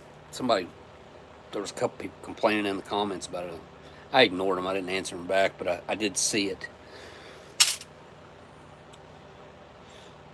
I've got other packs of smokes that Delicious sent that I have yet to try. Oh, excuse me. They're not in here.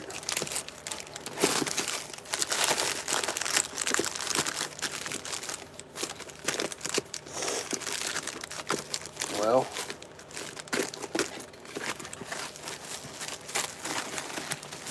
yep, I already feel that.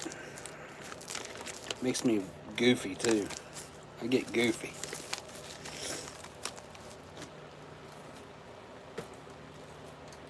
Like a goofy goober. Every time I say the word goofy, it makes me think of that. That old kid's song, Goofy Goober. What was that on? Oh, goofy goober, yeah. Goofy. What was that on? SpongeBob, mate. No. Is it SpongeBob? Maybe SpongeBob. My kids watched a lot of SpongeBob as kids. I tried the Camels last time.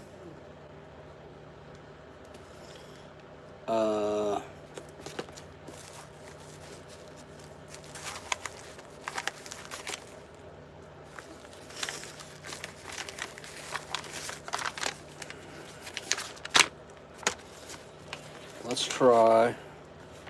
Pall Malls are made in the EU. They came from Austria whenever he was over there in Vienna a few weeks before he sent this off, so probably about 5 months ago now. And these are supposed to be Pall Mall Red, full flavor 100s. So the exact same thing that I typically smoke here is what those are supposed to be. That'll be an interesting thing to actually get to compare the ones that came from Austria to the everyday typical ones that they sell us here in the United States. If there is a noticeable difference, sizable difference, especially to the better on these, then I'm going to have some questions. Like, why can't they sell us the better tobacco here, right? But if Kiwi's still in here, dude, yeah, I think we would all really like to see you come back to YouTube and light up the ration community again. I do feel like it's kind of somewhat got broken up over the past few years. I think part of that's probably my fault for not being as involved as I should be over the last probably year or so. My focus has kind of switched to trying to get this house thing put together. And I haven't made enough progress to where I'm satisfied with myself or my situation. And then now I've had all this stuff just happen. The cellophane feels a lot cheaper.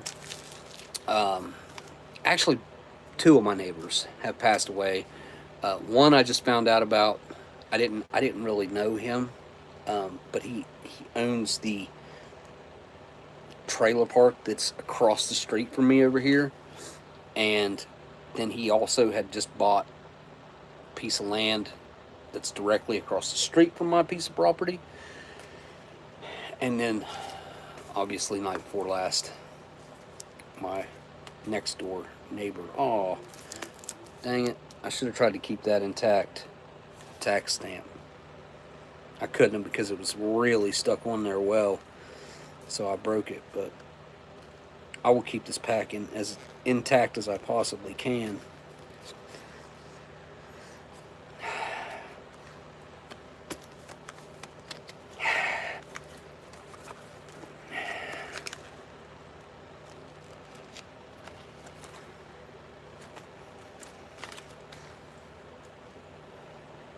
Whoa.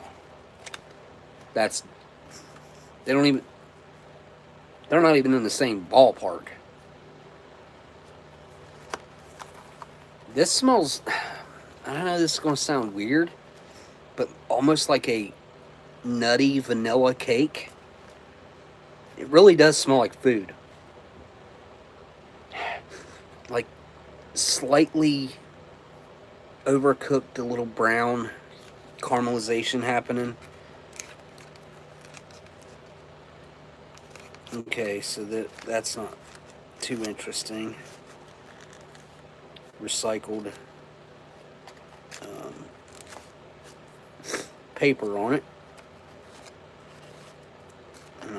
Really packed in things. It's a lot. Yeah. That's a lot. That's a lot. It's a lot.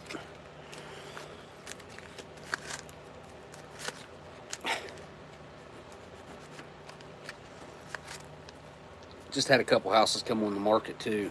Two of them actually that are quite interesting. Matches. There we go. One match left. I mean, I got other packs, but the last one and this one, I've been using this one for a while. Canadian ones too.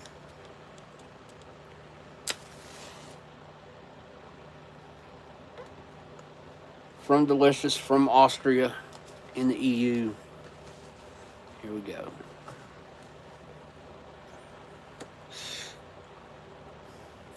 Huh.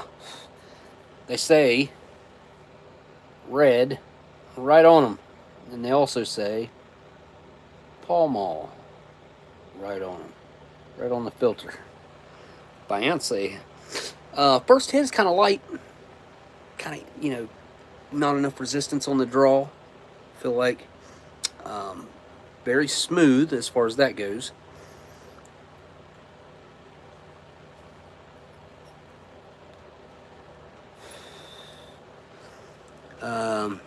Actually, no, I've got some recently bought candy cigarettes, and they still have the pink tips. You can also buy the gum ones that have the powdered sugar in them, and you act like you're smoking a cigarette. It's wrapped in complete paper, and you blow on it, and it blows out the powdered sugar. Makes it look like it's smoking. They still sell those too. They don't have the pink on the end, I don't think, but the candy ones do. I thought I had a pack of them sitting right here somewhere. I think they're behind a couple layers of stuff up there. Huh. Dang it. Anyway, yeah. Yeah, the last ones I bought a bunch of them too to give away. I bought and they were expensive too. I found them in the airport. JFK or LaGuardia one has this really cool candy shop that has like a bunch of throwback candy in it that's vintage packaged. They had the candy cigarettes in there, and I bought a bunch of them in there. But I way overpaid for them because I think it was last year they had them in the Dollar Tree. Like, it was. I think I paid like $3 a box for them or something at the airport. I paid $13 for a one of the Australian candy bars. It's like honey, like a honeycomb. That's like a freeze dried honeycomb.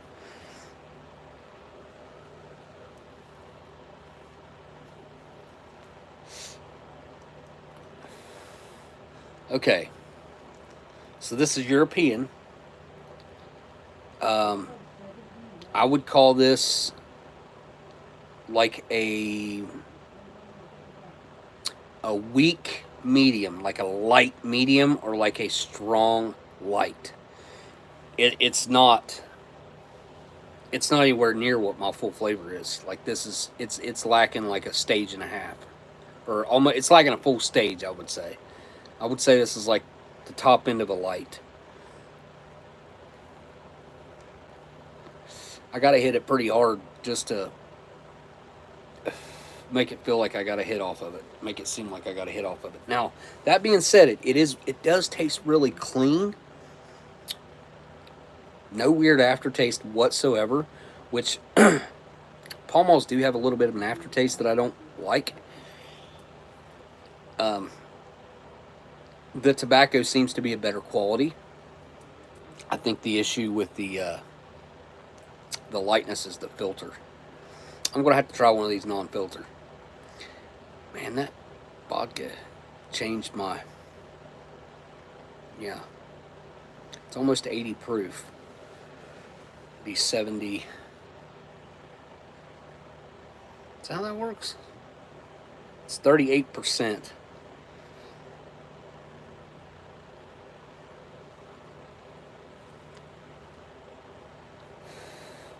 What was you talking about last week? So how many of you guys have noticed or seen how many restaurants they're closing? Let me pull up the list because it's shocking. It really is. Ow.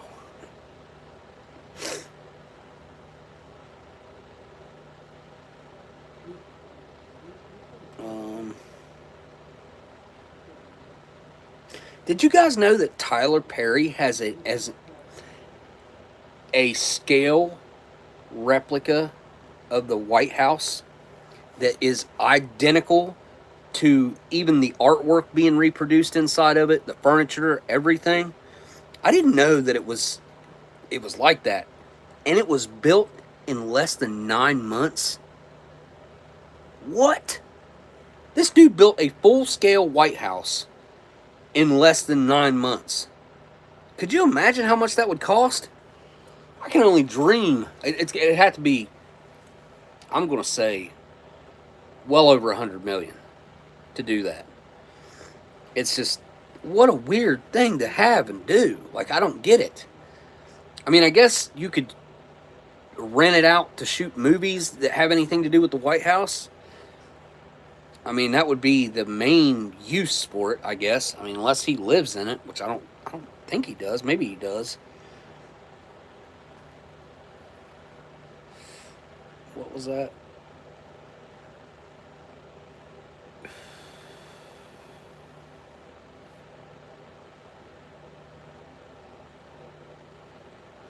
Let me get this list.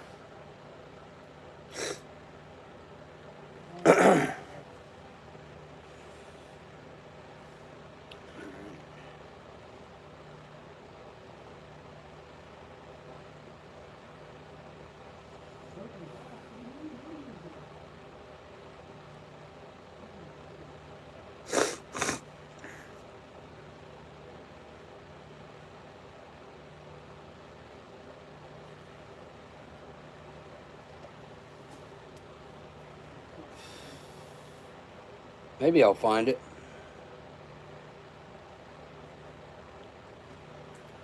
Let me just search it. Hang on.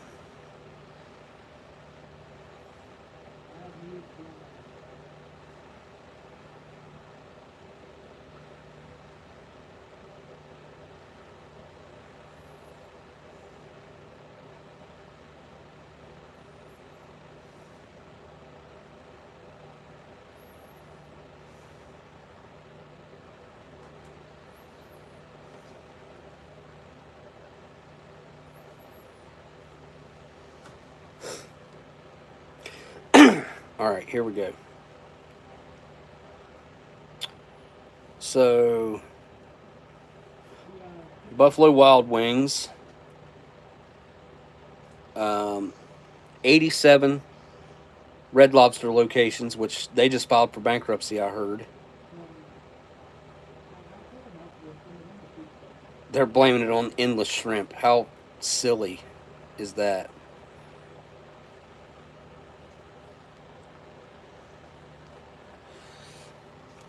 IHOP is closing 100 locations. TGI Fridays is closing 36 locations. Pizza Hut is closing 500 locations. That's one that shocked me. Bonefish Grill closing 7 locations. This is not the list that I've seen. Buffalo Wild Wings is closing all California locations, which is 60 plus locations.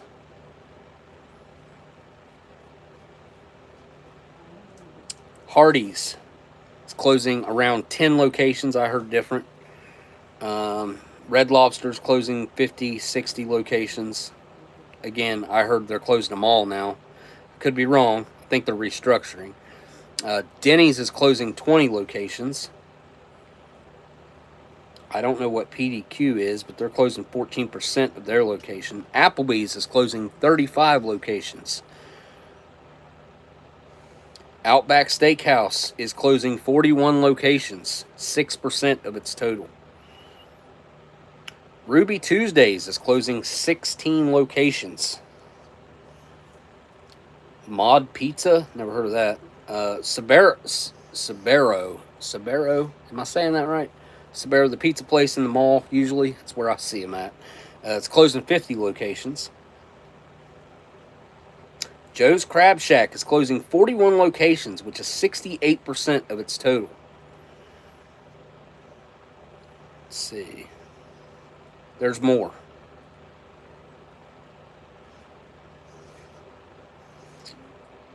Okay, we don't want to see that.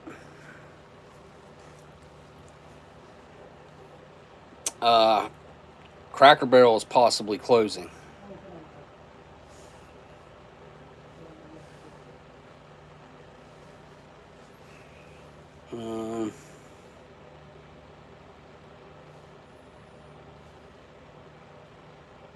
Anyways, what do you guys think about that? Mod Pizza is here out west. Oh, it's an out west thing? Okay. Red Lobster got screwed by all-you-can-eat shrimp deals. Yeah. That's the dumbest thing I ever heard. If you knew that you were getting screwed by your all-you-can-eat shrimp, I mean, let's just say you let that run an extra week too long. You're like, oh man, whoa, we're losing a bunch of money with all this all-you-can-eat shrimp. You stop it. You stop it.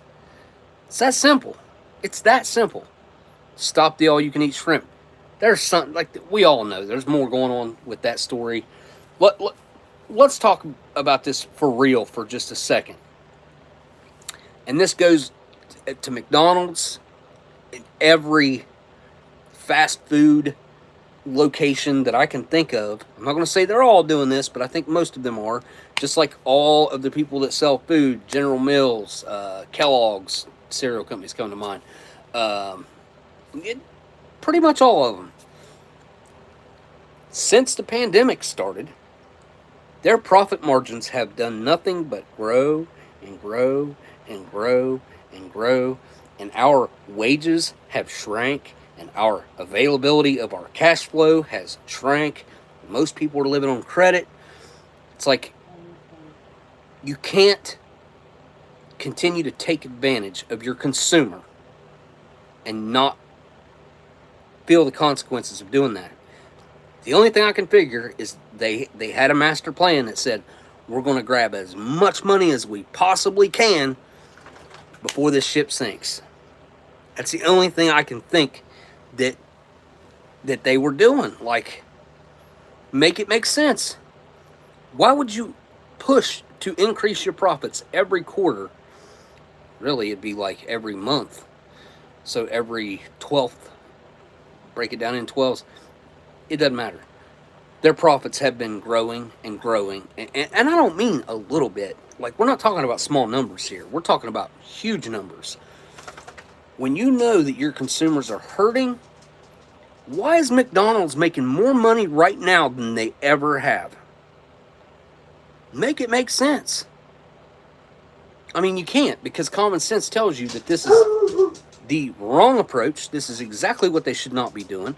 They should be keeping their, at minimum, keeping their profit margins the same as what they were, right? Let's say that the profit margins went up, or stayed at about 2 or 3%. What I know that's probably not close to correct, but let's just use that number. Their profit margins were at 2 or 3% pre-pandemic.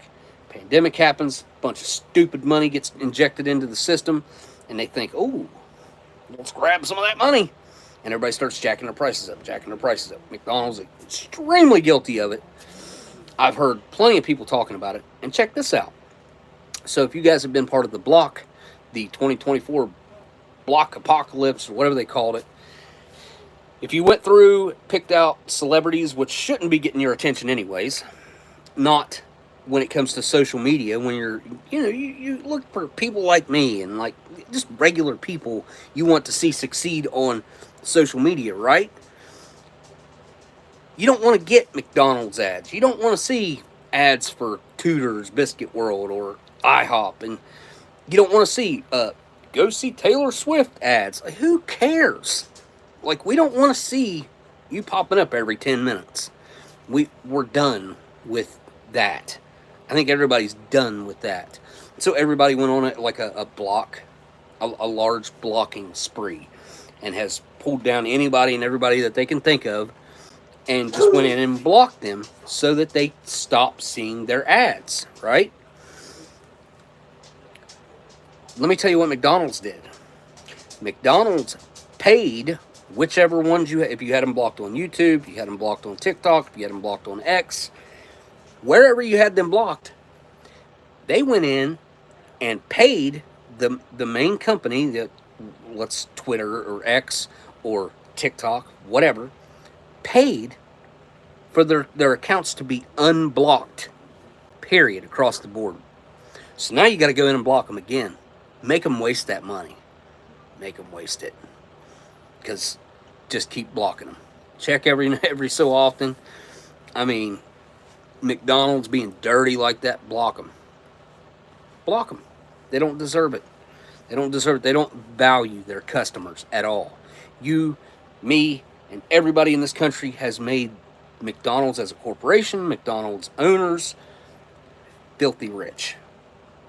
And we did that because they provided affordable, okay food for the less fortunate. Even people with money would break off at a McDonald's. Donald Trump break off at a McDonald's. I know, I saw it, because this dude's a billionaire. Multi-billionaire, has been for years. Like, it's a time crunch thing. His time's worth money. Everybody's time's worth money. Sometimes, like, it's cheap. It's easy. Grab that. You know what I mean? McDonald's to take advantage of people the way they have been is wrong. Just like any company taking advantage of people in the situation that we're in is wrong. And your taxes are going up. 85,000 new IRS agents, y'all, all armed and extremely dangerous because they're not trained with those arms either.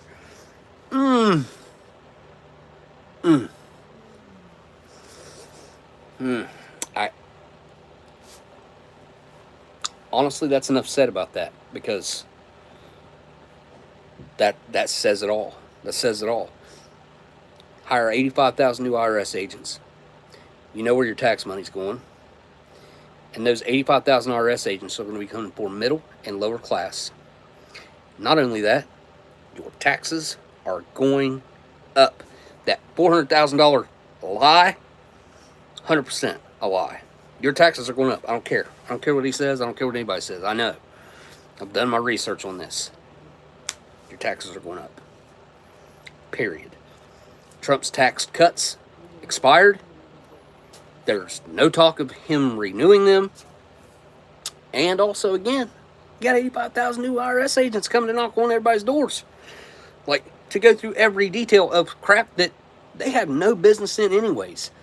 I saw it explained today, as a matter of fact, that America has turned into like a large scale Airbnb. You still gotta pay rent on the home that you own. Once you own it, once you paid for it, you shouldn't be paying rent on it. Taxes, rent, same thing. Don't pay your rent, they kick you out. You don't pay your taxes, they come kick you out. It's not right. It's not right at all. We went to war over a 3% tax on tea. 3%! That was it.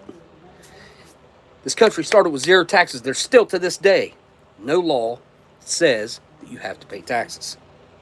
There have been IRS agents that found this out, read through all the tax law, which there's 7,000 and some pages, I believe.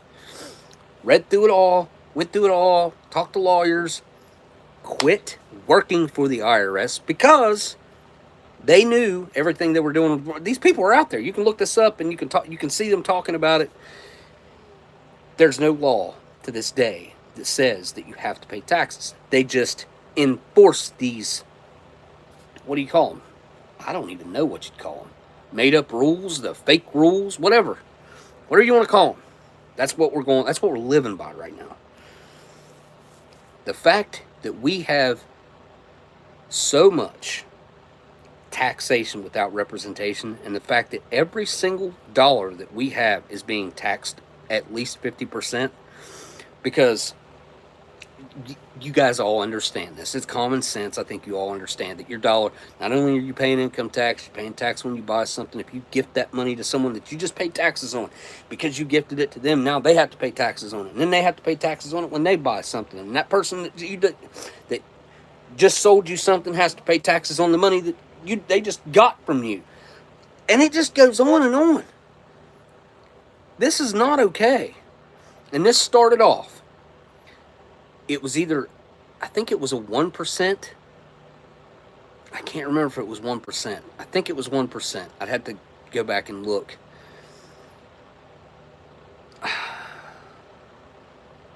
Maybe it was 2 or 3%. I think it was 1 though. Regardless, this started out only as a tax on the extremely wealthy. And I think it was a 1% tax on the extremely wealthy. And then it has just domino affected ever since then. And then don't even get me started on the Fed, which is, they're talking about raising rates again, by the way.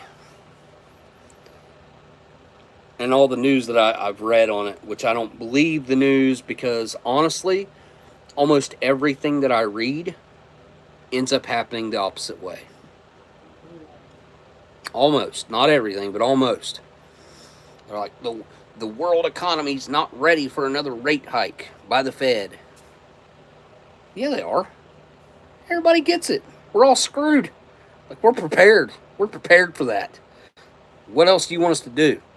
Like, everybody's at the end of the rope, and their wits end. Like, what else can you do? My suggestion would be, and this is advice that I am fully intending on taking myself, is to get involved. Go out, do whatever you got to do, get yourself elected into some position of some kind of power, and then continue to work yourself up from there. Because until we can help regular, everyday, working class folks like us that understand what it's like to live a tough paycheck to paycheck life in America, until we're the ones running this, I'm not going to use the word I want to use, this clown show, until we take it over, we're all screwed. Plain and simple. I'm sick of not talking about it. I'm sick of holding back and not saying what I think and what I feel and we're all dealing with.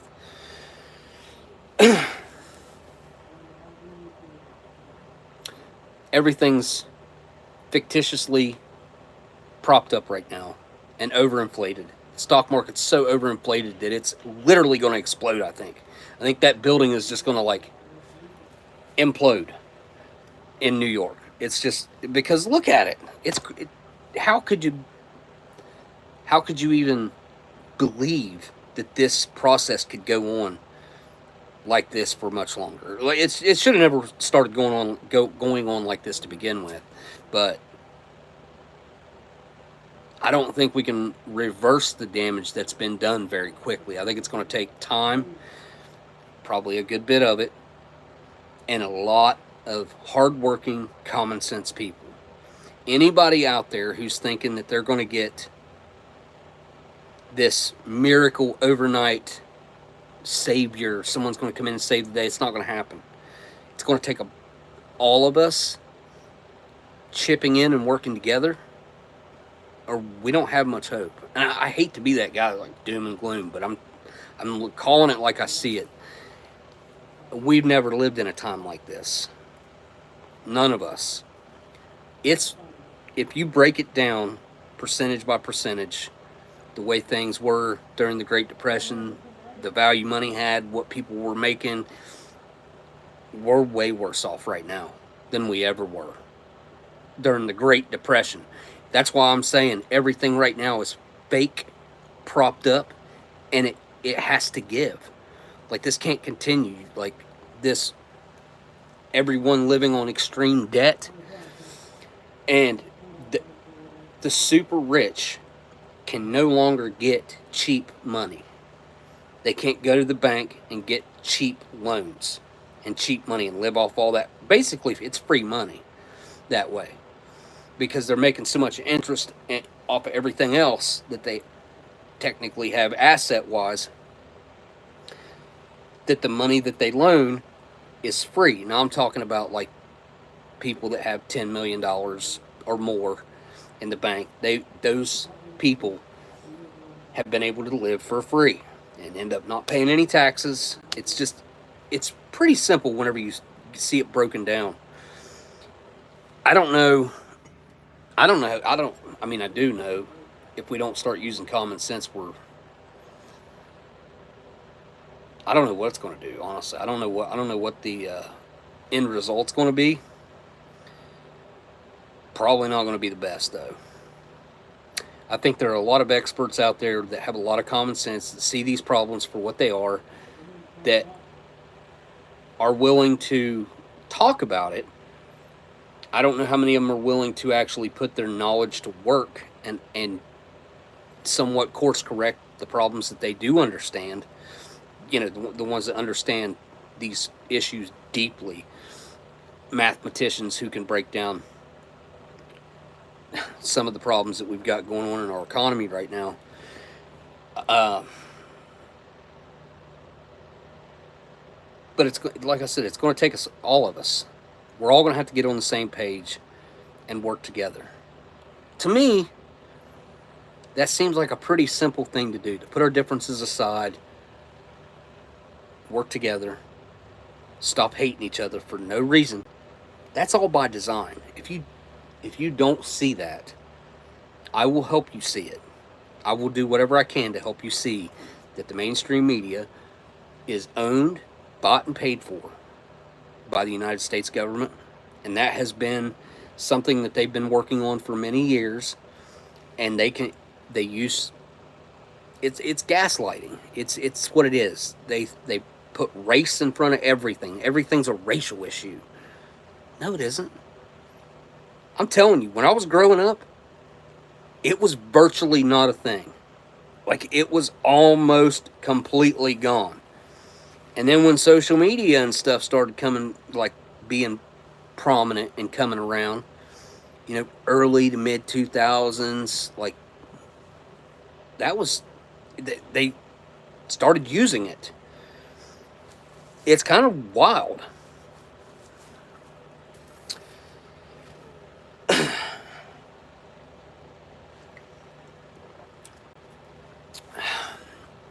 I don't think one guy can do it. on his own. Like I'm not delusional enough to think that the change of one old man that gets a political office can make these problems better or disappear. They've exposed themselves to how dirty they are to our eyes. We all can see it now. If you're willing to open your eyes and your mind enough to look at what's going on and what's been going on, you can see that we are living in one of the most corrupt, probably in the world, corrupt systems. Because I don't live other places. I live here. I hear things. I see things about other nations and other places. I know what's going on here. Like I'm aware and I pay attention enough to know that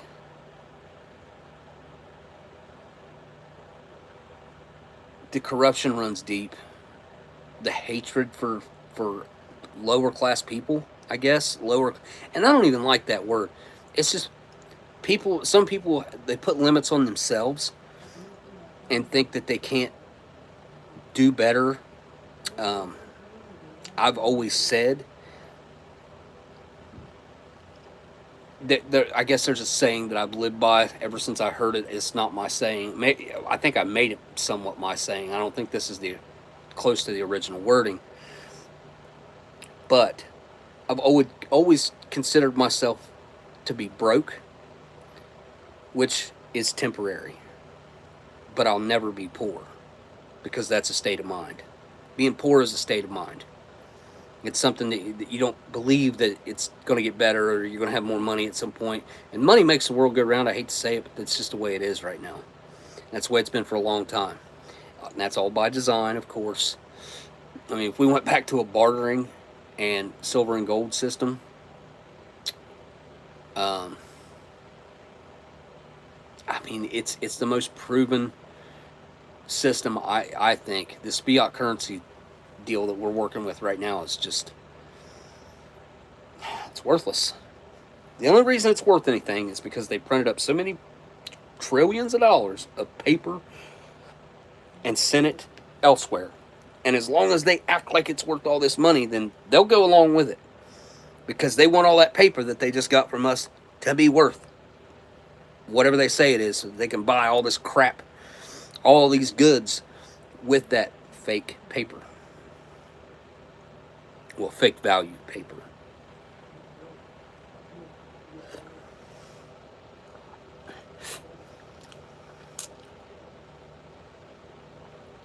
Whether people like it or not, there is one group that foments racial divide. Yeah, there's a lot of virtue signaling goes on. You know, there's one thing that I can't stand among, especially a certain group of people, is the virtue signaling. If it doesn't involve you, if you've never dealt with it, you've never ever had the feeling or had it happen to you, shut up. You have no clue. Where do you get off trying to stand up and say, you don't know? You don't have a clue what you're even talking about. The issue was never there until this virtue signaler over here started running their mouth. There was never a problem until they started getting all righteous and running their mouth. I'm just... Why do you think they don't teach simple economics in school? Obviously, I didn't understand this in school. I was a good little sheeple. I did what I was supposed to do, head down. It obviously pre-internet also, but you know, there's been a few people throughout history who have understood what was going on deeply and talked about it and tried to wake people up to what was going on. And obviously, they're dismissed by either calling them crazy or in other ways they're dispatched. We've seen that happen numerous times. If you really want to think about, like, just be honest with yourself, what has happened. I watched RFK on Temple, because Tempool's in West Virginia now. There ain't much going on in West Virginia. Let's be honest. Like, Tempool probably got, well, he does have the largest audience that I know of in West Virginia. I probably had the second with the History Channel thing. But he's got the largest consistent audience. That's, I would have to say for sure. But he had RFK on. I don't know what event was going on. And RFK was on there last night or night before talking. There's a lot of things I disagree with him on. But one thing I will say, and anytime you ever say but, it kind of negates anything that you said before that. I don't think I said anything that I could disagree with on myself, but there it is again. Anyway, he is an expert when it comes to the chemicals, the health system, the vaxes, the kids. He's done a lot of research. He's fought some important cases in court. He's done a lot when it comes to that subject. I think one thing I will commend him on is I did see him ask him a couple questions that he did not know the answer to, and he just flat out said, I don't know. I appreciate that. I appreciate someone who can just say, you know, that's not something I know anything about. I don't know the answer to that. Because it's not something that I've ever researched. It's not something that I understand. Whatever the case may be, I do appreciate that.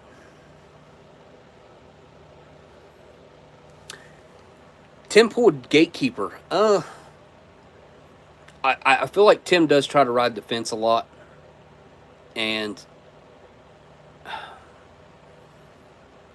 one thing I'll say, and I've been guilty of doing this myself, is not saying the things that need to be said. Like, I've held back my own tongue for fear of being canceled or people not liking my opinion. And I don't want to make people mad. Nobody ever wants to make people mad. I don't think that would never be my goal. My goal would never be to make people mad, because then that just stops the conversation. When people get upset, they stop listening. They stop trying to understand where you're coming from. That would be the last thing that I would want to happen. I think I understand a lot of these fence riders that want to ride the middle and say, well, you know, it's okay that they're doing this, whatever it may be. It's okay. I've been able to look past that, and I'm okay with that.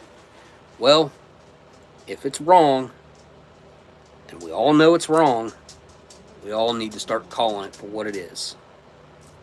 It's wrong, and it needs to stop. Just because we've allowed it for the past 40, 50, 60 years, whatever it may be, doesn't mean that we have to continue. Just because we got on a wrong path doesn't mean that we can't turn around and say, whoops, we made a wrong turn back there. Time to go in a different direction. Back the same direction even, maybe. I've been seeing a large movement of Gen X. I'm right on the borderline of being a Gen X or it goes Gen X and Millennial, and then they call some people Zennials, which is where I would kind of fall, but I have an argument for that. So, I live and have grown up in West Virginia. And where I live and grow up, we have always been 15 to 20 years behind the rest of the country when it comes to technology or anything. And these generations that they're basing anything on, they're basing it on technology. That's what they base it on. Like the differences in how they lived, and they'll throw a time span on there, that generational time span on there, and a lot of it usually has to do with like the differences in technology and lifestyle and life things that were going on. Well, I grew up as a Gen X. Like, I grew up exactly how Gen X describes they grew up. Like, I was outside from the time I got up to the time it was time to go to bed. We did not go in the house. I heard the exact same thing. My grandma or whoever was watching me at the time not to come in the house. Like, I heard all those things. Didn't mind it. Usually, I mean, there were maybe a handful of times that it was like super hot outside, and I lived in an area like there was no pool to go to. Like, nobody had no money. There was no pool to go swim in when it was 100 and some degrees outside. You just had to go supper, try to find some shade, and then at noon you were screwed because there was no shade. But we made it work. We made it work. We always, I always had people to play with. Like I was always riding. I rode bikes where I grew up initially a lot by myself. But I had neighbors, kids that were slightly younger than me, that moved in. I don't know when they moved in, but I had a few years that I played outside with them when I was little.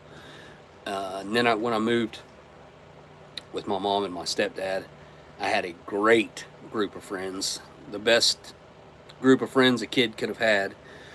And we played basketball, rode bikes, played Army.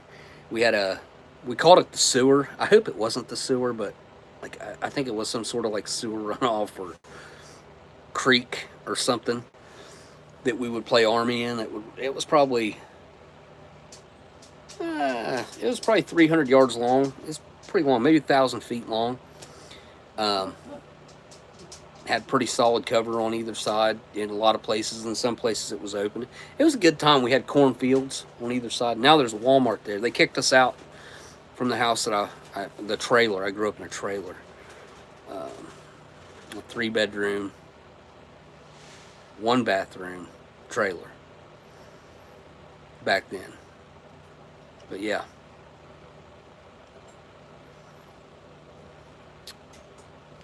Hey, what's up, Dan? Zennials unite. I think Zennials just need to just step in line and say, all right, Gen X, the cutoff is 1988 or 92.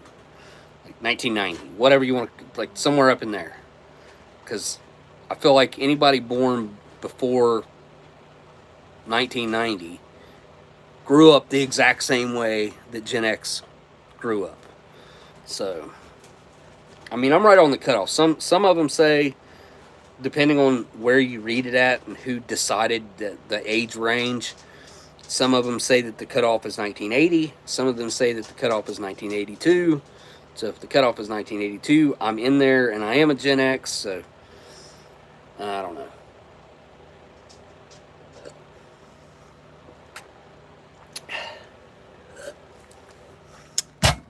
All right. I'm going to get my mess cleaned up. I hope you guys they're actually unveiling a memorial, a World War II. I think it's not World War II. It's maybe any military. Amber. Maybe it's anybody who served in the military in our county, but I want to say it was World War II. So let's just go with that. Anybody who served during World War II from my county, they are unveiling a memorial wall. It's this great big wall, and there's, I'm going to say, a few thousand names on it at least from our county that served within that 5-year span of, I guess it'd be 5 years, right? 4-year span. I guess 41 would count if you enrolled in 41. Yeah. So call it 5 years. So that 5-year span, because you'd have to be in there too, at least. Anyway, they're unveiling that on Monday, and we did go through and check and make sure that my grandpa's name is on there. So, remember your fallen family members. It's mainly remembering service members is Memorial Day. I mean, that's what it's became. That's what it is. It's a patriotic holiday that I think we all have a link to it in one way or another. I can't think of anybody who doesn't have at least some link of someone pretty close to them, whether it be an ex-boyfriend or a brother or a brother-in-law or their mom was a nurse, or who knows? Maybe their mom was infantry. Who knows? You know, you never know. I think the difference is Gen X didn't have a lot of technology. Didn't have a lot of the technology we have these days. Millennials grew up always having it. So, no, definitely not. Because technically, I would fall in the millennial category. I have not always had technology. I didn't have.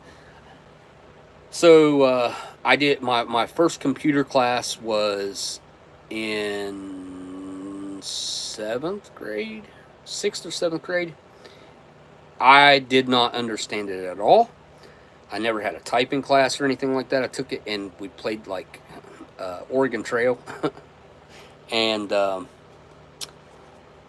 it was pretty bad, to be honest. It was bad. Like, I didn't do well at it, is what I mean. But I never had a computer after that. I like, as far as cell phones go, I didn't get my first smartphone cell phone until 2009, I believe it was. It was definitely not before 2009. I think it was 2009, or might have been 2010. So I didn't have my first smartphone. I still have my first smartphone, but I didn't have my first smartphone until like 2009 or 10. I was hardcore against it. I'm like, those things are the devil.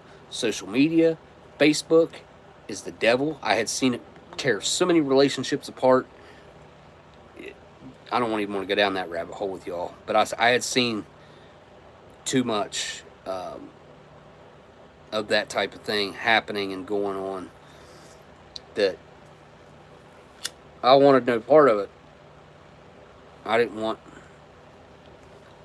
my significant other to have part of it, because I had seen it ruin relationships, and I was hardcore against it. And finally I gave into it, and I think I managed it pretty well, not letting it rule my life or take over my life like some people, especially back then, did, when that was like new technology to everybody, which would have been years before I got it. Let's say, when did cell phones really become popular? Like 2005, 6? Is that when the iPhone came out? What year did the iPhone come out? What year did the first iPhone come out? Apple.com should be able to answer that question and more.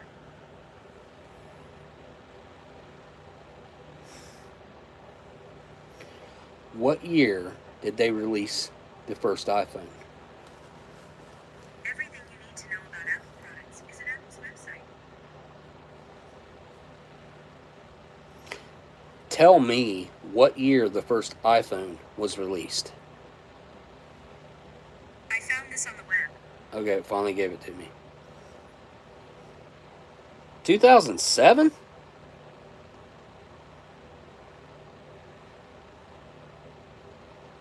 Well, yeah, it must have been 2010 when I got my first one then, because I was on the river.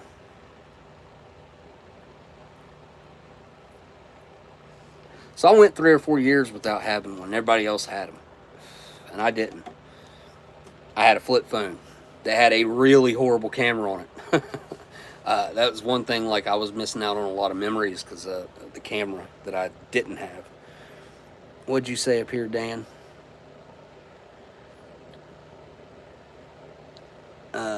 Zennials grew up as Gen X, but adapting to technologies as massive leaps happen. We got the best of both worlds. Yeah, well, I agree with that, yes. But I also think that we'd have been way better off without all this technology. We live in... Oh, I saw this guy earlier that made a great observation that made me... It just made me think about this. Let me just bring this up to you guys. I don't know if you guys know about that particle experiment where they're firing, I think it's electrons or particle. They're firing particles through a slit in a wall, right? And they go through that slit, and when they're not observed, when they come out that slit, they scatter. But when they're observed, they make a nice, clean line. There's 2 slits in there, right? There's 2 slits. They make two nice patterns of, slits that they're organized. But when they're not being observed, they're all over the place. Then they took a mirror. I didn't know they did this. They took a mirror and tried to spy on them so that they wouldn't know that, like, they weren't just like there looking at it. So they tried to put a mirror on it so where they could observe it without it knowing. How it knows that it's being observed is still nuts to me. But it absolutely does. This experiment has been tried and true, tested and tested again, and it's the same. Like, this is legit. Anyways, he brought up the point. He's like, they obviously act differently when they know they're not being observed, right? Totally different when they know that they're, and somehow they know, even whenever they were trying to trick them into thinking they weren't being observed. They were trying to use a mirror and look from a different location. And anyway, now that they have got us all knowing that we're all being observed at all times, do we not react differently? Do we not act different now? We all act different now. Because we all know that we're constantly being observed. It makes total sense. Like, he's the first person I've seen put that together and make me think about that fact. Like, wow. It's really that simple. It's really so simple when you think about it in that aspect. Like, these things that we don't understand how they have this consciousness of knowing them, that they're being observed. Even like, nobody can understand how they know that they're being observed, right? But we know we're being observed. They've made it to where there's a camera everywhere. And there's been cameras in a lot of places for a long time now. Even back in 2001 when there was cameras all over the place and we didn't get to see a lot of what we should have got to see. They confiscate videotapes all over the place. We can't see them. Why can't we see them? What are you hiding? Only guilty people hide things like that. What are you guilty of? We know they're guilty of something. Sick of it. I'm sick of the elite class knowing what's going on and using it to their advantage. It's not how it's meant to be. It's not how it's meant to be. And this observing thing may be a big part of it. That could be what's changed us. Thinking about Dan's comment right there. You know, we got to adapt to the new technologies, but we also grew up without the technologies. So we, as he put it, had the best of both worlds. We definitely had both worlds. And me personally, call me conservative, whatever, I prefer the way it used to be. It was so much easier and better, and just everybody got along so much better. It was just better, man. Like, it just was. You may not agree with that. Maybe it was different for you. Maybe you saw things differently. I understand that not everybody's going to see it the same way I do, and I don't expect them to. I would say that most, not all, would see it that way, that are my age range. Most, but not all. Majority, I'd say the majority would probably see it the same way. Could be wrong. I used to get online with Windows 3.1, easy. I definitely don't remember 3.1. Like, I I'm going to assume I was probably using... No, that wouldn't have been one of the originals, I doubt. Because the originals was probably back in the 70s. You know, I don't know what I would have used. Whenever I was in grade school, or junior high, whenever it was. I think it was 7th grade, so junior high. Whenever... Actually, no, it had to be 6th grade. It was my last year of grade school because I was still at Washington Elementary. I remember now. Because I remember my teacher was Mr. Wilson. I'll never forget that. But you still had to type in a command just to log into Windows and then wait like 15 minutes. Oh, yeah, don't get me started on the dial-up. Dial-up, man. These kids today ain't got a clue. If they had to go back and use our old internet and our old technology that we started out with, they wouldn't use it.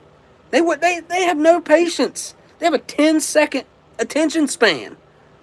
We've done that to them. This is our fault. I see these Gen Zers out there like we don't understand the technology. We don't understand. Who do you think created all that technology that you're using? Who do you think is the one that came up with writing code like that? It wasn't you guys. It was us. It was Gen X, and towards the end of Gen X, like millennial, that's the generation that came up with this crap.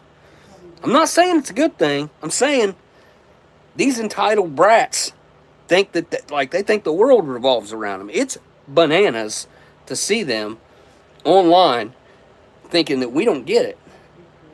Ooh, it's it's triggering a little bit.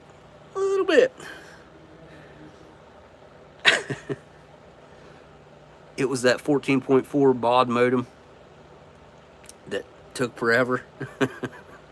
Yeah, I can't make the noise, but I can hear it perfectly in here. You know what I mean? Like I can hear it right here. I had the cold conversation about the internal dialogue, and there's people that don't have it.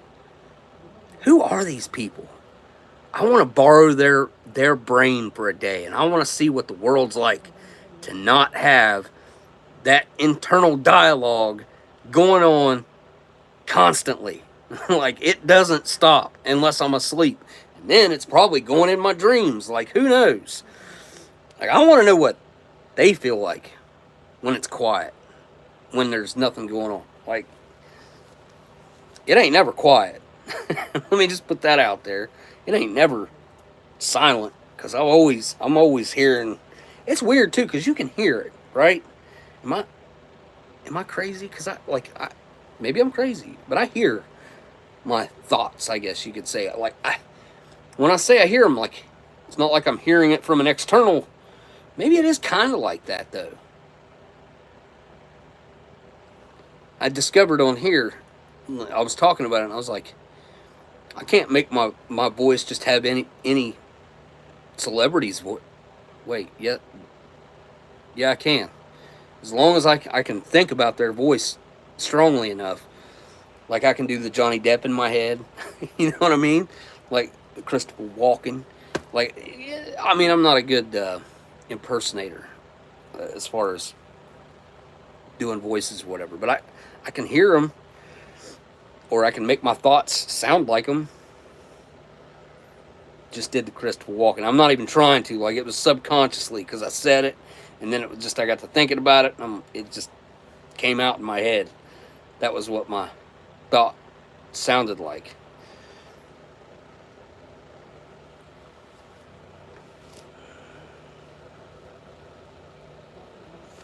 Yeah, I know. It took me a second to get to the second half, Dan. Sorry about that. Tim, you graduated in 76, so you're a solid Gen Xer then, right? Well, now, when did they say Gen X started? That would put you being born around 58.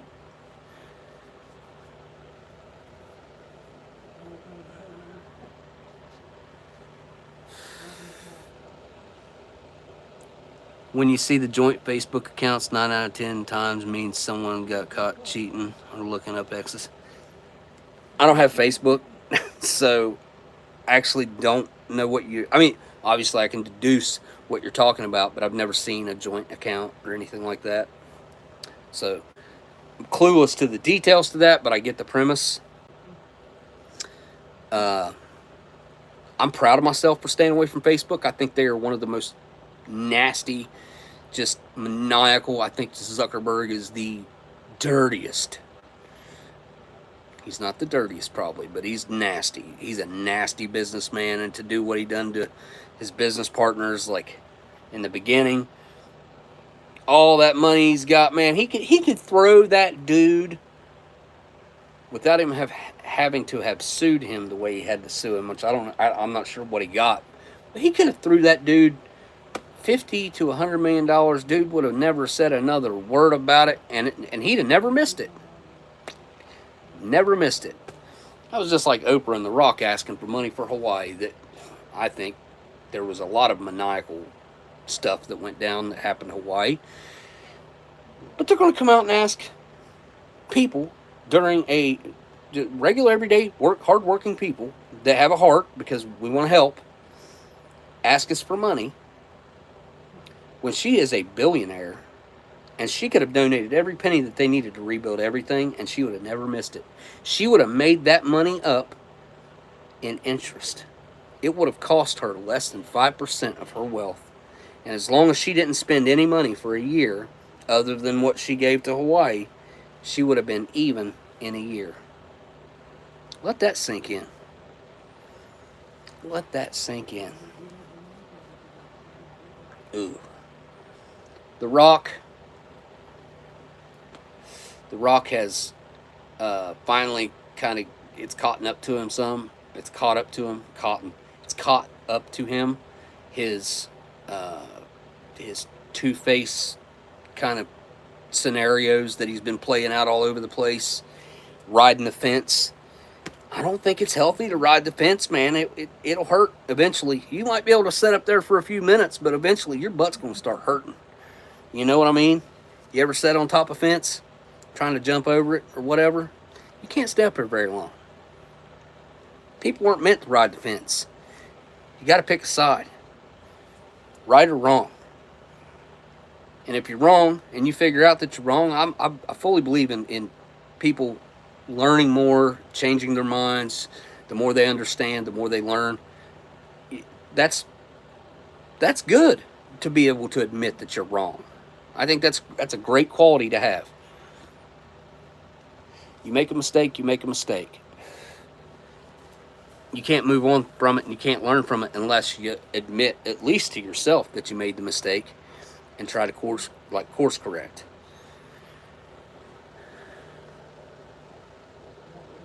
Yeah, it's a particle that creates a wave. Is that how it works? Box cut. I know there's a wave, and I know there's a particle. It's like they're firing. I know they're firing some kind of particle. I don't know if it's like protons. I don't know what they fire. I can't remember what the exact experiment is. But the dude's comparison, whenever he brought that up, I was like, huh, that does make total sense. Now that we all understand that we're being observed, we all act and react differently. How many times have you, in the past year, let's make this easy. In the past year, have you seen something come up on the internet where there was a group of people standing around and something atrocious happening right in front of them? And they're doing this. Completely disconnected from what's on the other side of that lens. That ain't me. Something like that's going on in front of me. I'm not filming it. I'm going to act. I'm going to try to stop whatever this bad thing is that's happening in front of me. I'm not going to stand there and say, oh, this is going to go viral. Imagine the clicks I'm going to get from this. Ooh, I might make $100 from this. Dude, it ain't worth it. Like, do you not feel, like, do these people not feel bad that they just filmed this happen, whatever it may be? How many times have you guys seen that happen? So, again, that's a perfect scenario for what that guy brought up. I think he goes by Deadpool on TikTok. I think. Maybe not. I don't know what his name is. I just ran across this video. He kind of made the connection between the two, and I thought, yeah, that makes sense. But that just, you know, I'll bet you I've seen 20 videos like that. Not everybody standing around's got a camera held up, but at least one person does. And the rest of them, most of the time, they don't even react. They might watch it. They're not reacting to it. They're not, like, doing anything. Definitely not doing anything. But, I mean, they're not even like, whoa, or nothing. It's weird. It's just weird. It's not regular human behavior. And then they've made it to where if you do interact, and you do stop this from happening, you might go to jail. You think that ain't by design? This is all been thought out at length for their end result that they're going for. When I say they, like, that encompasses a lot of elites, let's just call it. Higher ups, political class, been born into political class, the extremely wealthy or generational wealth people that have no clue what it's like to work a 9-to-5 job.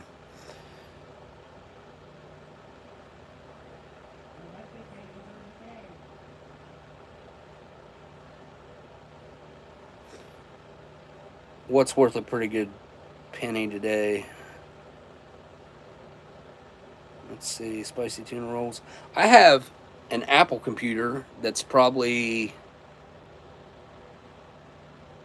well, I know I've had it for at least 15 years, and I would say it was at least 5 years old when I got it. I have to go out there and look at it, but it's one where the bottom part is the computer part, and then it's got a screen on it that you can pull the screen down and move it around like this.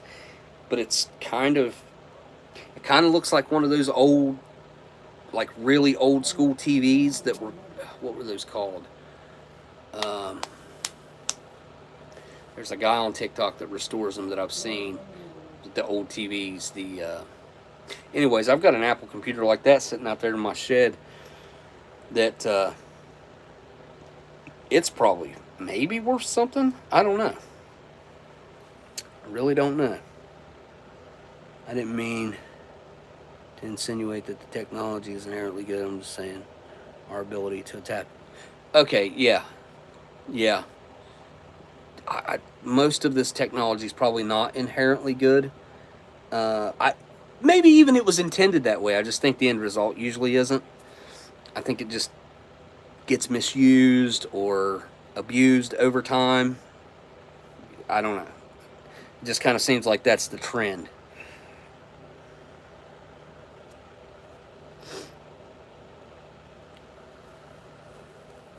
Two Happy Meals today run you probably about $20, Tim. Wait, who said that? No, spicy tuna rolls. And great, had hands-free for it in the car. Every access we sold at Interstate cheap for free. Are we talking about car phones or brick phones? I seen a video on TikTok of car phones in like the 50s. I had no idea that they had car phones in the 50s. I don't even know how that worked, but you know, like 90% of our communication still goes. Now it's fiber optic wires that go underneath the ocean. I watched a whole documentary about this boat laying these fiber optic lines through the ocean. It was nuts. I was like, what are the satellites and all these cell phone towers for then? Like, what's all this for? I don't get it.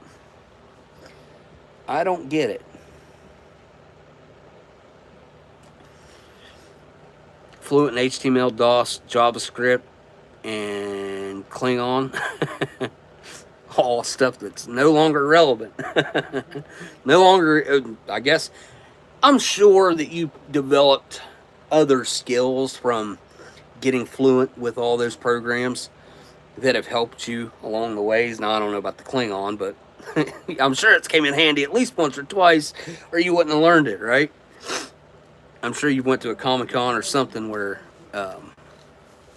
you were able to pull something clever out with it. Oh yeah, the participation trophy. I made a comment on a video. I'll just bring this up, tax cut. So I made a point the other day on somebody talking about the participation trophies video.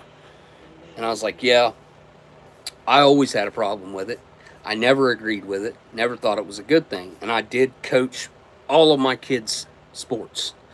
I was involved in all of their sports.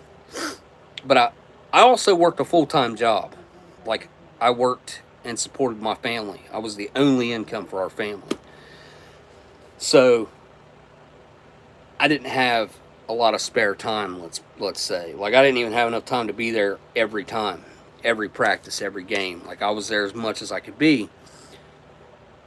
But this lady comments, she goes, I was the head of the board of directors for hours, and I wouldn't stand for it. That's no excuse. I told them the only team that gets trophies is the team that wins. Huh? I commented back, I'm like, I think it's cool for first, second, and third places to be rewarded with some sort of award when it comes to a tournament or a, I guess a championship, a league championship or something like that. But everyone walking away with an award is just stupid. It's just dumb. Like, you have to learn how to lose. And losing means getting nothing. Or maybe even the negative of. Like something a little slightly negative of. Nothing. You even got, you lost, you had a hard time, doesn't feel good, you know, all the negative things.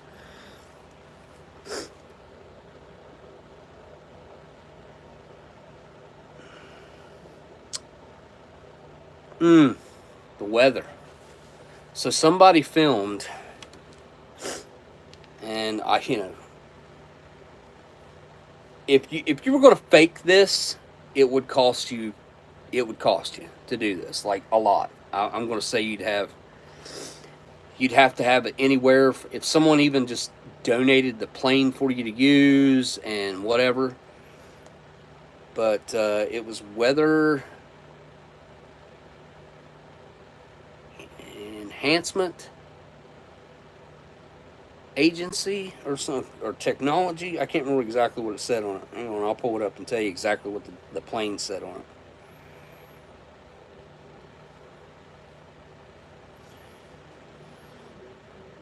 Okay, right here. Whoop. Let's see.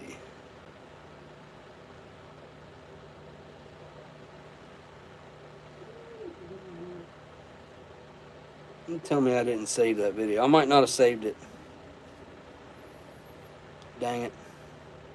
It's not that. It's not that. Oh, right here it is.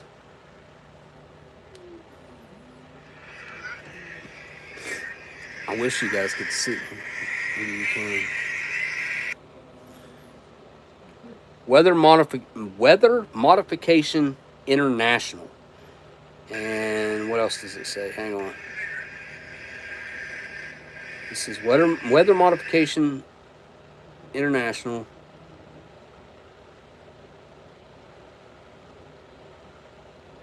Atmospheric something platform. I can't read the rest of it. Right there. See if you can read that. Weather modification. Something humans should not be doing. Tell me I'm wrong. And tell me why I'm wrong. We shouldn't be messing with Mother Nature like that. Yeah, the baby boomers, I don't know. I feel like because of how babied and coddled they were, because they came from one of the greatest generations we had. I think they tried to treat their kids as they tried to spoil them as much as humanly possible. And I think they did. A lot. Got a hair going up my nose and it's bugging me bad. If I can find it, I'll pull it out. And now the result of those extremely spoiled boomers is this economy, is everything that's happening right now. It's the boomers. I mean, we got these late 70s, early 80-year-old the politicians that are just running our country into the ground. I think we're all done with it.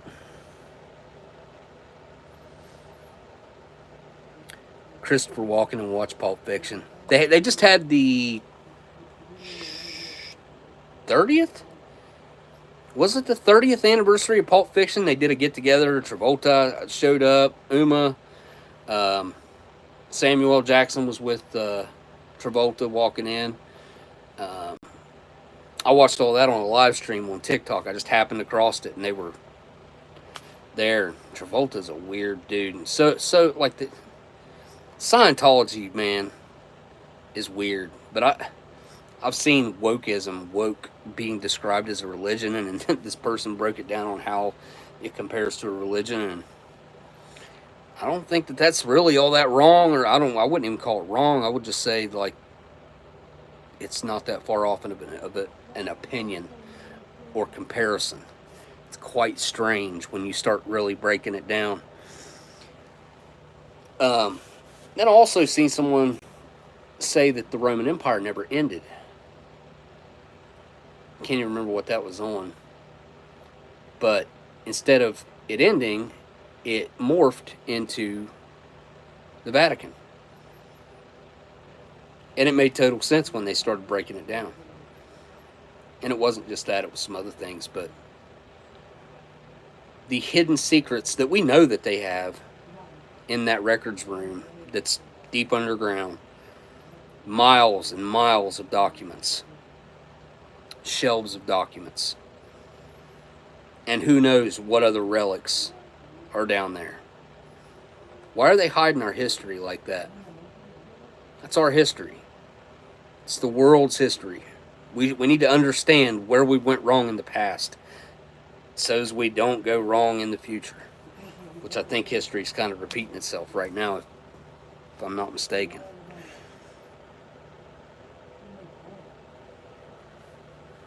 Facebook on occasion, but not fanatical. Situational awareness and carry often. Yeah, I mean, I think that's going to become a important quality. Internet pranksters are the worst. Depends on the prank. The internet has created a whole different class of predators, and I've seen some of them getting taken down online. Now, I think now that they have more means to reach out and stuff, I think it's just gotten 10 times worse than it was pre-internet. And I think some of them feel like they don't even have to hide. That's our faults. These people need to be made examples out of. Period. End of story. We all know it's wrong. It's never going to be right. It's never going to be okay. And we shouldn't tolerate it. We should not allow it. And we should not pay for it. We shouldn't be paying for these people to sit in prison for the next 50, 60 years. Why? I don't believe in reform on some things. Some things are too far across the line. Like that, I just saw a story about a guy in Ohio that killed his 3 sons, his 3 young children. I think one was 7, one was 4, and I think one was 2. And they were worried that he kept talking after he asked for a lawyer. He confessed. Not only that, There was plenty of evidence. There was people that knew that he, like, I get that there's a system in America. And you know what?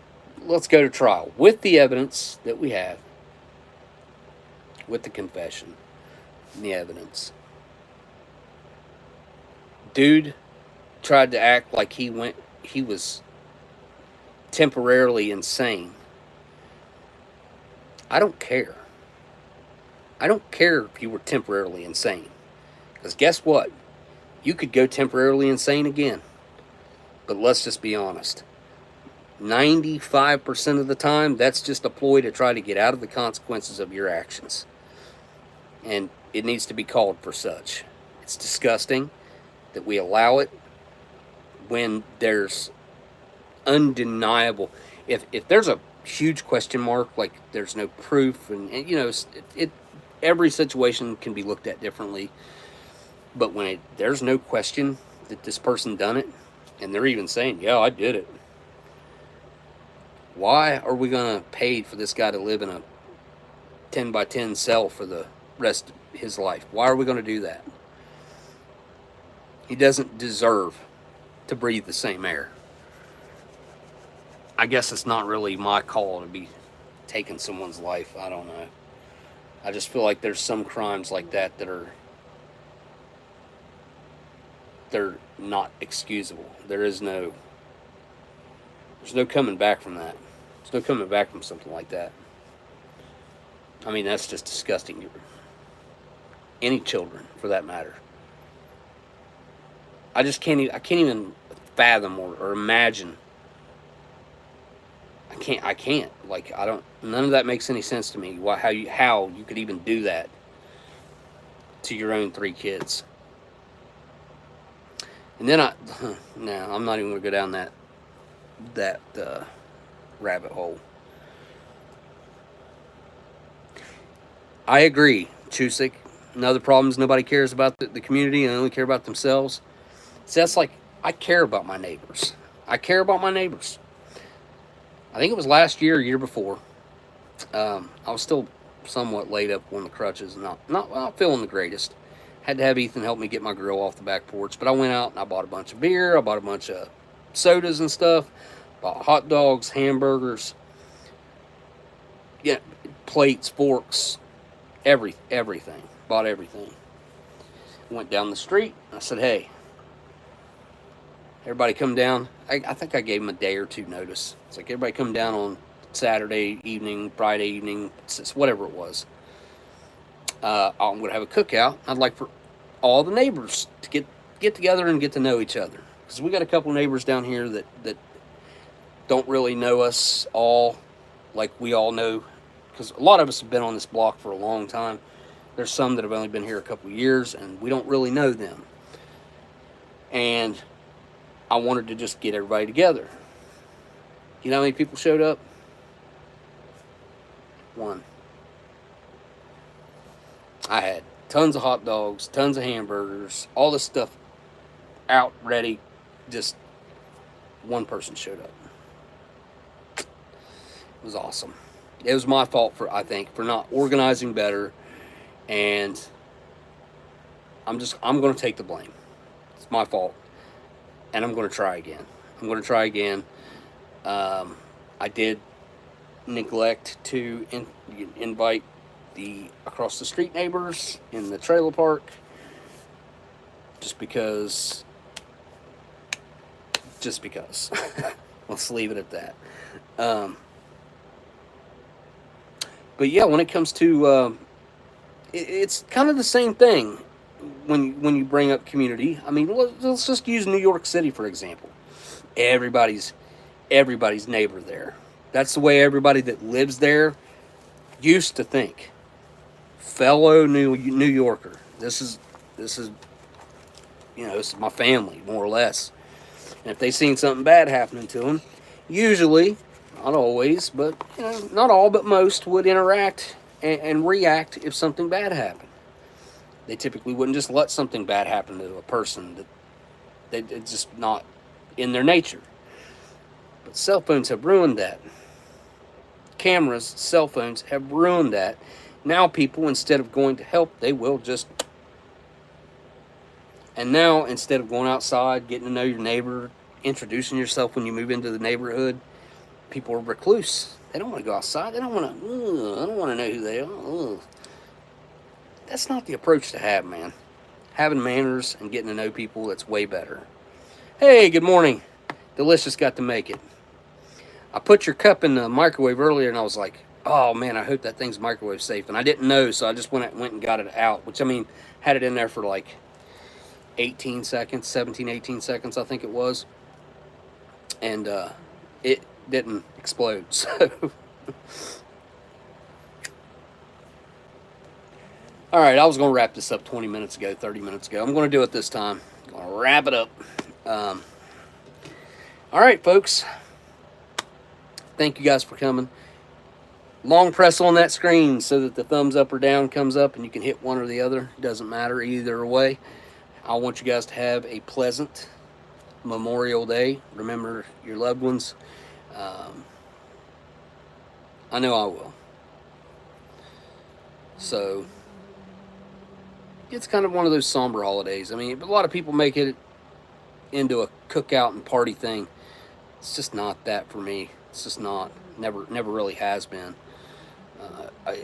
I do think about my grandpa a lot. He's the one that I really think about a lot every time this holiday comes up. But all right, yeah. Guess now... I want to say huge thanks to my patrons. Thank you guys so much for hanging in over there. Thanks to everybody who sent a super chat tonight. Thanks to everybody who's hung out in the chat tonight. Thanks to everybody thumbs up and down. Huge list in my description, which you also long click. Description will come up. I think you got to click on that as well, or click on description, and you'll see all kinds of links to all kinds of ration channels and whatnot. Go subscribe to all those and watch some of their videos. All right, y'all. I guess all I got left to do now is say thank y'all for watching, and I'll see y'all in the next ration review. Later.